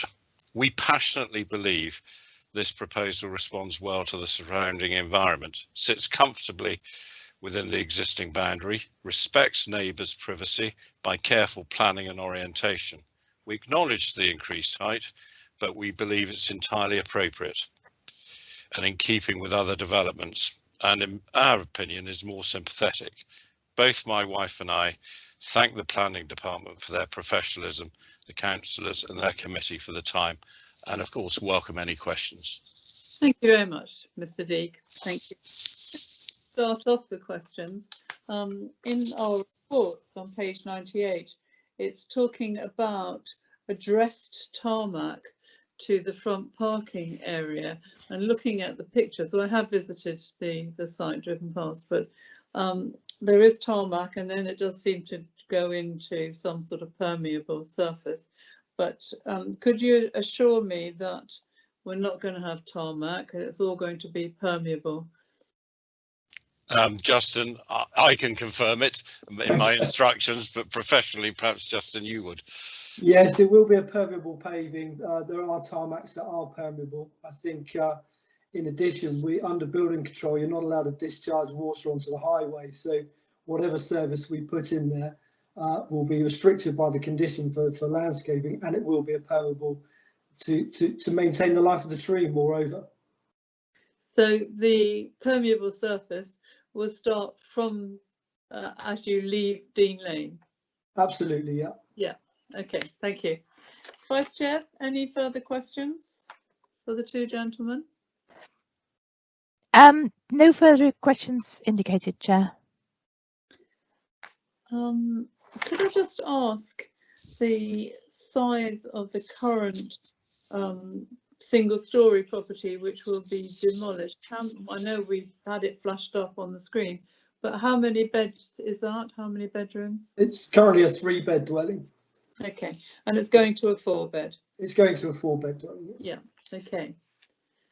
Well, that looks like all the questions. So thank you very much. If you could mute your microphones and turn your camera off. And thank you very much for coming along today. Many thanks. And members, oh no, first of all, I'll ask Kat. Kat, is there anything you want to tell us in the light of what you've heard in public speaking? No, Chair, thank you. Okay. So members, we're going to ask questions on our reports. And we're going to do page 99, principle of development and design and layout.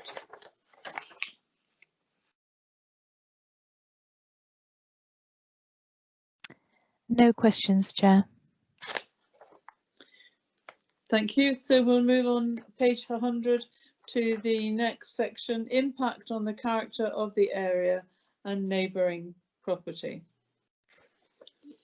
Kat, could I ask, from the photos that you showed us of, what there next to the existing properties, this you could see the single story, so you're going to see a lot of a 2-story building, aren't you?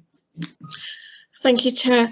Yes, of course, a 2-story building would be more visible from the neighbouring properties. But the massing of the building, so they've split the roof form into differing heights with gables and different ridge heights of the roof to break up the visual massing of the building. So yes, you will see more of it, but it's a broken up massing with different roof forms, so it wouldn't be as impactful as perhaps another design of dwelling might be. There will be no overlooking? No, I've assessed that in my report, Chair, and no, there wouldn't be any sort of a significant increase in overlooking from the development.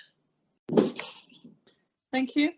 Vice Chair, any questions on impact of character of the area and neighbouring properties? No questions, Chair.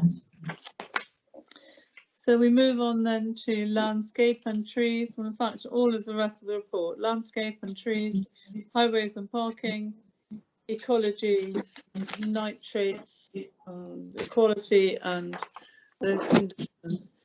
Councillor Weir, could I start? Councillor Weir mentioned the problem of traffic. And we certainly saw when we went out a lot of people walking up and down. Similarly, there has been a lot of extra development. This is not extra as such, but we have seen a lot of extra development on Dean Lane. Is there any way we could put in the informative, because it's not in our control, a recommendation to the county that they consider improved traffic calming?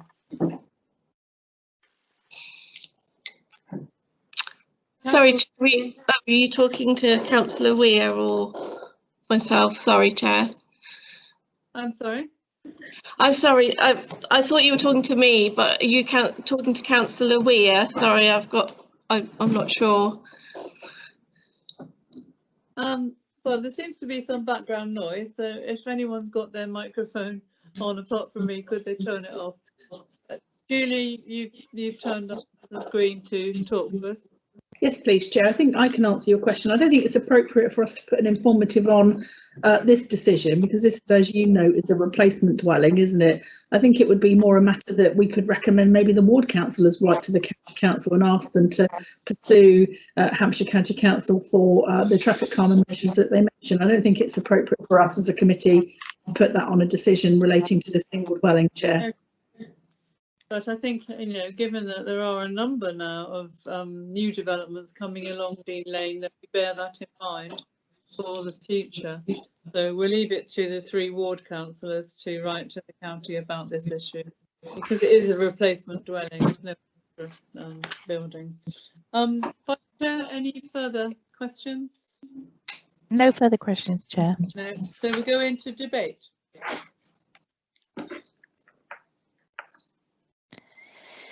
I'm happy to say a few words, if that's okay, Chair.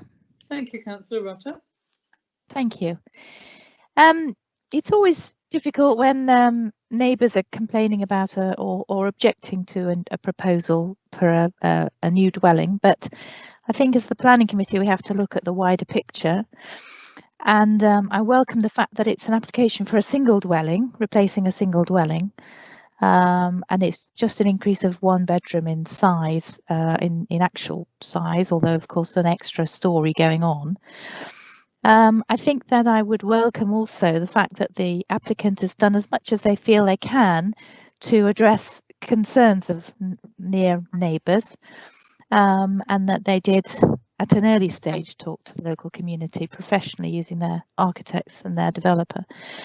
And I welcome that, and I'd like to say it's refreshing to see that, and I hope that many more applicants will talk to their neighbours similarly. I'm pleased to see the extra conditions that we've included. I hope that they will be very considerate of their neighbours during construction, because that's always a very difficult time for local people.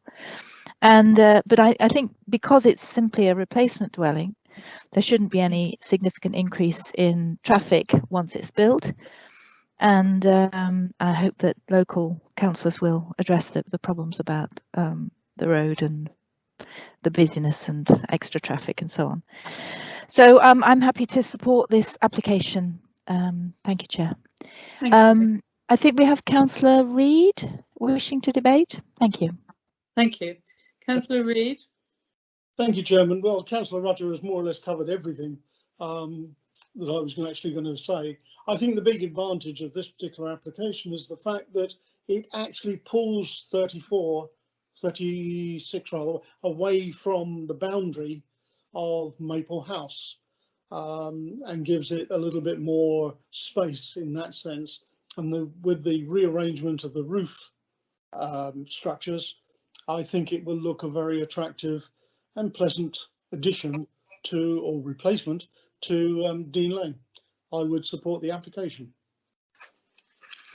Thank you. Any further comments? No further debate, Chair.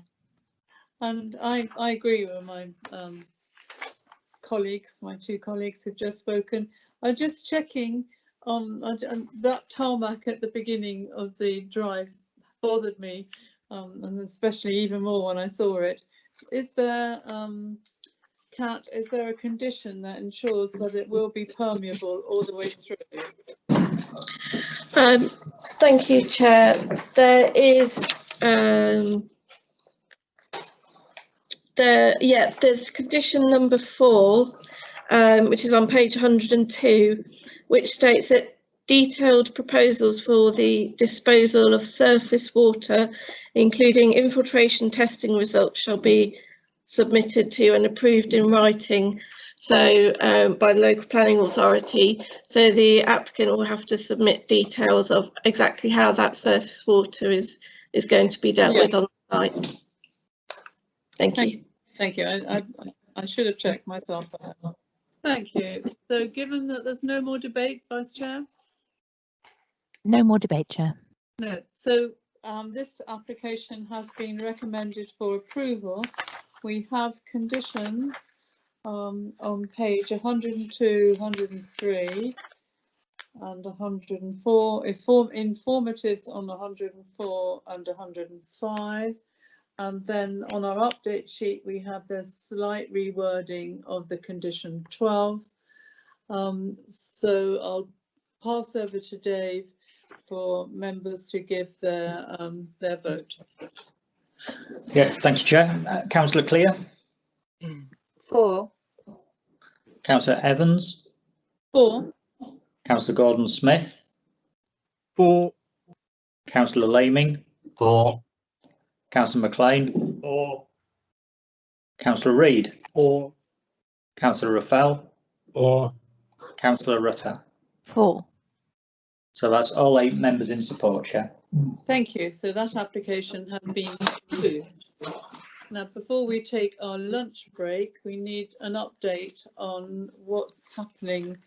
We know that agenda item 11 has been deferred, and if you're listening in, it will be deferred not to probably the next meeting, but to one in the future. And then there was a question, as we've only got one more item on our agenda today, whether we could bring agenda item 12 forward